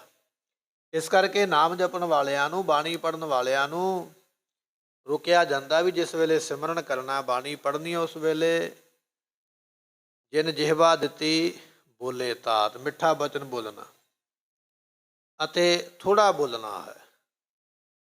ਐਸੇ ਬਚਨ ਦੱਸੇ ਜਾਂਦੇ। ਇਹ ਪੰਡਤ ਨੇ ਵੀ ਦੱਸਿਆ, ਕਹਿਣ ਲੱਗਾ ਵੀ ਆਪਣੇ ਨਾਲ ਦਿਆਂ ਪੰਡਤਾਂ ਨੂੰ ਵੀ ਤੁਸੀਂ ਬਹੁਤੀਆਂ ਗੱਲਾਂ ਬਾਤਾਂ ਨਹੀਂ ਕਰਨੀਆਂ, ਜਿਹੜਾ ਲੋੜ ਅਨੁਸਾਰ ਬਚਨ ਹੈ ਕੇਵਲ ਉਹ ਬੋਲਣਾ ਹੈ। ਚਿਤ ਵੈ ਚੰਡੀ ਚਿਤ ਅਨ ਨਾਹੀ। ਤੇ ਕਹਿਣ ਲੱਗੇ ਵੀ ਇਹ ਪੰਡਤ ਆਪਣੇ ਮਨ ਦੇ ਵਿੱਚ ਦੇਵੀ ਨੂੰ ਯਾਦ ਕਰਦਾ, ਹੋਰ ਕਿਸੇ ਨੂੰ ਨਹੀਂ ਹੈ। ਸਹੁੰ ਇਸ਼ਨਾਨ ਠਾਨ ਕਰ ਚਾਹਿਓ। ਤੇ ਰੋਜ਼ ਇਸ਼ਨਾਨ ਕਰਦਾ ਹੈ, ਰੋਜ਼ ਆਪਣੇ ਸਰੀਰ ਦੀ ਸੁਚਮਤਾਈ ਰੱਖਦਾ ਹੈ। ਪਹਿਰੇ ਬਸਤਰ ਸ਼ਸਤਰ ਬਚ ਕਹਿਓ। ਤੇ ਕਹਿਣ ਲੱਗੇ ਵੀ ਕਈ ਤਰ੍ਹਾਂ ਦੇ ਬਸਤਰ ਪਹਿਨਦਾ। ਇੱਧਰ ਉੱਪਰ ਟਿੱਲੇ ਦੇ ਉੱਪਰ ਪਹਾੜੀ ਦੇ ਜੱਗ ਹੋ ਰਿਹਾ, ਇੱਧਰ ਸਤਿਗੁਰੂ ਵੀ ਤਿਆਰ ਹੋਏ, ਅਨੰਦਪੁਰ ਸਾਹਿਬ ਦੀ ਧਰਤੀ ਤੇ ਮਹਾਰਾਜ ਬਿਰਾਜੇ ਨੇ, ਮਹਾਰਾਜ ਵੀ ਤਿਆਰ ਹੋਏ ਹਨ। ਹੈ ਪਰਜੀਨ ਪਾਏ ਤਤਕਲ। ਸਤਿਗੁਰੂ ਪਾਤਸ਼ਾਹ ਕਹਿਣ ਲੱਗੇ ਸਿੱਖਾਂ ਨੂੰ, ਕਹਿੰਦੇ ਭਾਈ ਸਾਡੇ ਘੋੜੇ ਤੇ ਕਾਠੀ ਪਾਓ। ਇੱਕ ਦਿਨ ਮਹਾਰਾਜ ਨੇ ਘੋੜੇ ਤੇ ਕਾਠੀ ਪਵਾਈ ਹੈ ਅਨੋ ਨਿਕਟ ਅਖੇਰਾ ਚਾਲੈ ਤੇ ਸਤਿਗੁਰੂ ਪਾਤਸ਼ਾਹ ਕਹਿੰਦੇ ਵੀ ਲਿਆਓ ਸਾਡਾ ਘੋੜਾ ਤਿਆਰ ਕਰਕੇ ਅੱਜ ਆਪਾਂ ਸ਼ਿਕਾਰ ਖੇਡ ਕੇ ਆਈਏ। ਸੁਨਤ ਦਾਸ ਆਨਿਓ ਕਰ ਤਿਆਰ। ਮਹਾਰਾਜ ਦੇ ਸੇਵਕ ਜਿਹੜੇ ਸਨ ਉਸੇ ਵੇਲੇ ਦੌੜ ਕੇ ਗਏ, ਉਹਨਾਂ ਨੇ ਘੋੜਾ ਤਿਆਰ ਕਰਕੇ ਲਿਆਂਦਾ ਹੈ ਤਤਸ਼ਨ ਭਏ ਪ੍ਰਭੂ ਵਸਵਾਰ। ਤੇ ਸਤਿਗੁਰੂ ਪਾਤਸ਼ਾਹ ਜੀ ਉਸ ਘੋੜੇ ਦੇ ਉੱਪਰ ਸਵਾਰ ਹੋ ਗਏ। ਗਏ ਵਿਪਨ ਕੋ ਗਹਿਬਰ ਜਵੈ। ਕਹਿਣ ਲੱਗੇ ਵੀ ਸਤਿਗੁਰੂ ਪਾਤਸ਼ਾਹ ਮਹਾਰਾਜ ਸਾਹਿਬ ਜੀ ਇਸ ਤਰ੍ਹਾਂ ਸ਼ਿਕਾਰ ਖੇਡਣ ਵਾਸਤੇ ਜਦੋਂ ਸੰਘਣੇ ਜੰਗਲ ਵਿੱਚ ਚਲੇ ਗਏ ਹਨ, ਜੋਦਾ ਸੰਗ ਹੈਨ ਚੜ ਤਵੈ। ਤੇ ਮਹਾਰਾਜ ਦੇ ਨਾਲ ਕੁਝ ਸੂਰਮੇ ਵੀ ਨੇ, ਸਿੱਖ ਸਿਪਾਹੀ ਮਹਾਰਾਜ ਦੇ ਖਾਲਸਾ ਨਾਲ ਹੈ, ਤਿਆਰ ਬਰ ਤਿਆਰ ਹਨ। ਕਰੀ ਅਖੇਰ ਵਿਪਰ ਮ੍ਰਿਗ ਤੇ ਮਾਰੇ। ਸਤਿਗੁਰਾਂ ਨੇ ਸੰਘਣੇ ਜੰਗਲ ਦੇ ਵਿੱਚ ਕੁਝ ਸ਼ਿਕਾਰ ਖੇਡਿਆ ਤੇ ਕੁਝ ਜੀਵਾਂ ਨੂੰ ਮਹਾਰਾਜ ਨੇ ਉਸ ਵੇਲੇ ਮੁਕਤੀ ਬਖਸ਼ੀ ਹੈ। ਜਾਤ ਪਲਾਏ ਤੀਰ ਪ੍ਰਹਰੇ। ਜਿਹੜੇ ਭੱਜ ਜਾਂਦੇ ਸ਼ਿਕਾਰ, ਉਹਨਾਂ ਨੂੰ ਫਿਰ ਤੀਰ ਦੇ ਨਾਲ ਕਹਿਣ ਲੱਗੇ ਵੀ ਸ਼ਿਕਾਰ ਕਰ ਲੈਂਦੇ ਹਨ। ਕਾਨਨ ਕੋ ਅਵਗਾਹਨ ਕਰਕੇ। ਇਸ ਤਰ੍ਹਾਂ ਜੰਗਲ ਦੇ ਵਿੱਚ ਗਾਹ ਪਾ ਕੇ ਨਾ ਘੁੰਮ ਕੇ ਫਿਰ ਕੇ ਸ਼ਿਕਾਰ ਨੂੰ ਵੇਖ ਕੇ ਜੁਰਰੇ ਬਾਜ ਉਡਾਏ ਧਰਕੈ। ਸੋ ਗੁਰਮੁਖੋ ਇਹ ਬਾਜਾਂ ਦੇ ਨਾਮ ਨੇ। ਜੁਦਰਾ ਹੋ ਗਿਆ, ਸਿਕਰਾ ਹੋ ਗਿਆ। ਬਾਜ ਦੀਆਂ ਕਈ ਕਿਸਮਾਂ ਨੇ, ਬਾਜ ਇੱਕ ਨਹੀਂ ਹੈ, ਬਾਜ ਦੇ ਵਿੱਚ ਕਈ ਪ੍ਰਜਾਤੀਆਂ ਨੇ। ਕੋਈ ਲੰਮਾ ਉੱਡਣ ਵਾਲੀਆਂ, ਕੋਈ ਭਾਰਾ ਸ਼ਿਕਾਰ ਕਰਨ ਵਾਲੀਆਂ, ਕੋਈ ਜ਼ਿਆਦਾ ਦੂਰ ਦੇਖਣ ਵਾਲੀਆਂ। ਵੱਖੋ ਵੱਖਰੇ ਉਹਨਾਂ ਵਿੱਚ ਗੁਣ ਨੇ, ਵੱਖੋ ਵੱਖਰੇ ਰੰਗ ਨੇ ਤੇ ਵੱਖੋ ਵੱਖਰੇ ਸਰੀਰ ਦੇ ਆਕਾਰ ਨੇ। ਭਾਈ ਕਾਹਨ ਸਿੰਘ ਨਾਭਾ ਨੇ ਇਹ ਗ੍ਰੰਥ ਵਿੱਚ ਇਹਨਾਂ ਬਾਜਾਂ ਦੀਆਂ ਤਸਵੀਰਾਂ ਦਿੱਤੀਆਂ ਨੇ। ਬਾਜ ਹੈ ਇੱਕ, ਪਰ ਉਹਦੀਆਂ ਕਿਸਮਾਂ ਕਈ ਨੇ। ਸਾਰੀਆਂ ਕਿਸਮਾਂ ਨੂੰ ਤਸਵੀਰਾਂ ਦੇ ਵਿੱਚ ਦਿਖਾਇਆ ਹੈ ਵੀ ਆਹ ਬਾਜਾਂ ਦੇ ਨਾਮ ਨੇ, ਆਹ ਇਹਨਾਂ ਦੀ ਸ਼ਕਲ ਹੈ, ਆਕਾਰ ਹੈ, ਇਹ ਇਹਨਾਂ ਵਿੱਚ ਗੁਣ ਹਨ। ਸੋ ਮਹਾਰਾਜ ਜੀ ਜੁਜਰੇ ਜਿਹੜੇ ਬਾਜ ਨੇ, ਜੁਜਰਾ ਕਿਸਮ ਦਾ ਜਿਹੜਾ ਬਾਜ ਹੈ ਉਹ ਮਹਾਰਾਜ ਨੇ ਸ਼ਿਕਾਰ ਵਾਸਤੇ ਉਡਾਇਆ ਹੈ। ਲਗਰ ਝਗਰ ਬਾਛੇ ਅਰ ਸਵਾਨ। ਸੋ ਕਹਿਣ ਲੱਗੇ ਇਸੇ ਤਰ੍ਹਾਂ ਇਹ ਸ਼ਿਕਾਰੀ ਪੰਛੀ ਨੇ ਜਿਨ੍ਹਾਂ ਨੂੰ ਲਗਰ ਕਿਹਾ ਜਾਂਦਾ ਹੈ, ਝਗਰ ਕਿਹਾ ਜਾਂਦਾ ਹੈ। ਇਹ ਵੀ ਨਾਮ ਨੇ ਪੰਛੀਆਂ ਦੇ, ਸ਼ਿਕਾਰ ਕਰਨ ਵਾਲੇ ਪੰਛੀ ਛੱਡੇ ਹਨ। ਚੀਤਨ ਕੇ ਕਰ ਖੇਲ ਮਹਾਨ। ਇਸ ਤਰ੍ਹਾਂ ਮਹਾਰਾਜ ਜੀਆਂ ਨੇ ਕੁਝ ਸ਼ਿਕਾਰੀ ਕੁੱਤੇ ਵੀ ਰੱਖੇ ਹੋਏ ਨੇ ਤੇ ਚੀਤਿਆਂ ਦਾ ਅੱਜ ਸ਼ਿਕਾਰ ਜੰਗਲ ਦੇ ਵਿੱਚ ਹੋਇਆ ਹੈ। ਘਟਕਾ ਦਿਵਸ ਰਹੇ ਤਬ ਆਏ। ਤੇ ਸਤਿਗੁਰੂ ਪਾਤਸ਼ਾਹ ਸਾਰਾ ਦਿਨ ਆ ਸ਼ਿਕਾਰ ਖੇਡਦੇ ਰਹੇ। ਜਦੋਂ ਵੇਖਿਆ ਵੀ ਸ਼ਾਮ ਦਾ ਘੰਟਾ ਕੁ ਰਹਿ ਗਿਆ, ਦਿਨ ਛਿਪਣ ਵਾਲਾ, 1 ਘੰਟਾ ਜਦੋਂ ਦਿਨ ਰਹਿ ਗਿਆ ਤਾਂ ਉਸ ਵੇਲੇ ਵਾਪਸ ਆ ਗਏ ਹਨ। ਆਨੰਦਪੁਰ ਆਨੰਦ ਉਪਜਾਏ। ਤੇ ਸਤਿਗੁਰੂ ਪਾਤਸ਼ਾਹ ਜੀ ਅਨੰਦਪੁਰ ਸਾਹਿਬ ਆ ਕੇ ਆਨੰਦ ਪੈਦਾ ਕਰਦੇ ਹਨ। ਕਰੇ ਬਿਲੋਕਨ ਕੇਸ਼ਵ ਦਾਸ। ਉਸ ਵੇਲੇ ਕੇਸ਼ਵ ਦਾਸ ਜਿਹੜਾ ਹੈ ਨਾ, ਉਸਨੇ ਵੇਖਿਆ ਵੀ ਮਹਾਰਾਜ ਸ਼ਿਕਾਰ ਕਰਕੇ ਆਏ ਹਨ। ਗਨ ਜੀਵਨ ਕੋ ਕੀਨ ਵਿਨਾਸ਼। ਇਸਨੇ ਵੇਖਿਆ ਵੀ ਮਹਾਰਾਜ ਤੇ ਕਈ ਜੀਵਾਂ ਦਾ ਸ਼ਿਕਾਰ ਕਰ ਲਿਆ ਏ। ਮੈਂ ਤੇ ਮੰਤਰ ਪੜ੍ਹਦਾ ਪਿਆ, ਆਹੂਤੀਆਂ ਦਿੰਦਾ ਪਿਆ ਵੀ ਦੇਵੀ ਪ੍ਰਗਟ ਕਰਾਂ, ਤੇ ਸਤਿਗੁਰੂ ਤੇ ਜੀਵ ਹੱਤਿਆ ਕਰ ਲਿਆਏ ਨੇ ਵੀ ਕਈ ਸ਼ਿਕਾਰ ਮਹਾਰਾਜ ਨੇ ਕੀਤੇ ਨੇ। ਜਦੋਂ ਮਹਾਰਾਜ ਦੇ ਕੋਲ ਇਸਨੇ ਕੁਝ ਮਰੇ ਹੋਏ ਪਸ਼ੂ ਪੰਛੀ ਵੇਖੇ ਹਨ। ਕੋਲ ਸਸੇ ਇਤਿਆਦਕ ਮਾਰੇ। ਸਤਿਗੁਰਾਂ ਦੇ ਕੋਲ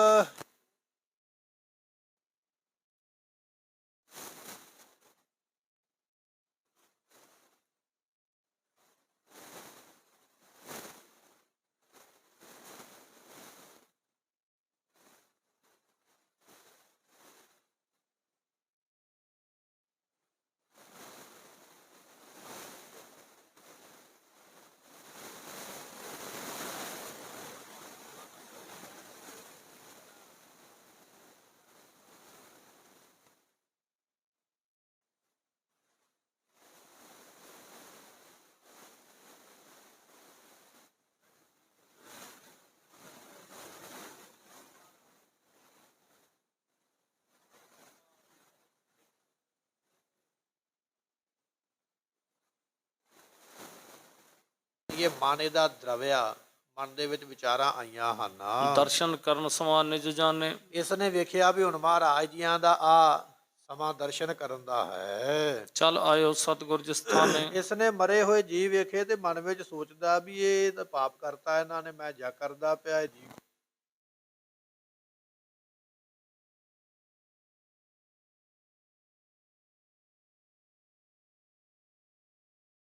ਅੱਜ ਦੇ ਕੋਲ ਆਇਆ ਹੈ। ਆਸ਼ਿਕ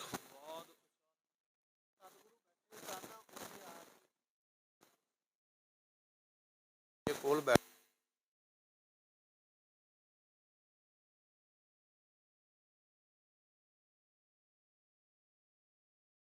ਇਹਦਾ ਇਸ਼ਾਰਾ ਪਾ ਕੇ ਇੱਕ ਚੌਂਕੀ ਦੇ ਉੱਪਰ ਬੈਠਾ ਹੈ। ਲੱਖ ਅਵਸਰ ਕੋ ਬਾਕ।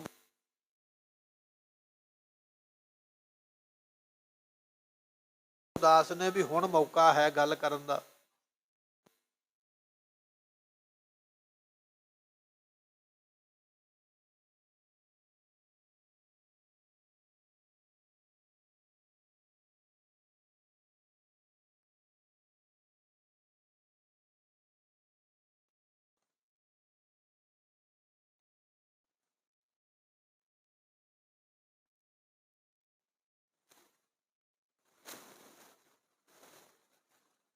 ਪੁੱਛਿਆ ਜਾਵੇ ਤੇ ਮਤ ਅਨੁਸਾਰ ਸੁਮਤ ਤਬ ਕਹੈ। ਤੇ ਉਸ ਵੇਲੇ ਸ੍ਰੇਸ਼ਟ ਮਤ ਦੇ ਮੁਤਾਬਕ ਸਿਆਣੇ ਬਚਨ ਕਹਿ ਜਾਂਦੇ ਹਨ। ਬਿਨਾ ਬੂਝਵੇ ਕਹਿਨ ਨਾ ਬਨੇ। ਜਿੰਨਾ ਚਿਰ ਪੁੱਛਦੇ ਨਹੀਂ ਉਹਨਾਂ ਚਿਰ ਬਣਦਾ ਨਹੀਂ। ਇਹ ਕੋਲ ਬੈਠ ਗਿਆ ਮਹਾਰਾਜ ਦੇ ਵੀ ਸਤਿਗੁਰੂ ਹੈ ਤੇ ਰਾਜੇ। ਜਿੰਨਾ ਚਿਰ ਮੈਂ ਸਵਾਲ ਪੁੱਛਾਂਗਾ ਨਹੀਂ ਉਹਨਾਂ ਚਿਰ ਮਹਾਰਾਜ ਜਵਾਬ ਨਹੀਂ ਦੇਣਗੇ ਤੇ ਸਵਾਲ ਮੈਨੂੰ ਪੁੱਛਣਾ ਪੈਣਾ ਤੇ ਫਿਰ ਵੇਖਾਂਗੇ ਮਹਾਰਾਜ ਕੀ ਜਵਾਬ ਦਿੰਦੇ ਨੇ। ਬਿਨਾਂ ਬੁਲਾਇਆ ਜਾਂ ਬਿਨਾਂ ਬੋਲਣ ਤੋਂ ਇਹਨਾਂ ਨੇ ਬੋਲਣਾ ਨਹੀਂ ਹੈ। ਨਹਿ ਸਨਮਾਨਹਿ ਜੇਮ ਭਨੇ। ਤੇ ਜੇ ਸਤਿਗੁਰੂ ਪਾਤਸ਼ਾਹ ਮਹਾਰਾਜ ਜੀ ਬਿਨਾਂ ਪੁੱਛਿਆ ਹੀ ਜਵਾਬ ਦੇਣਗੇ ਤੇ ਫਿਰ ਗੱਲ ਬੰਨੀ ਨਹੀਂ ਹੈ।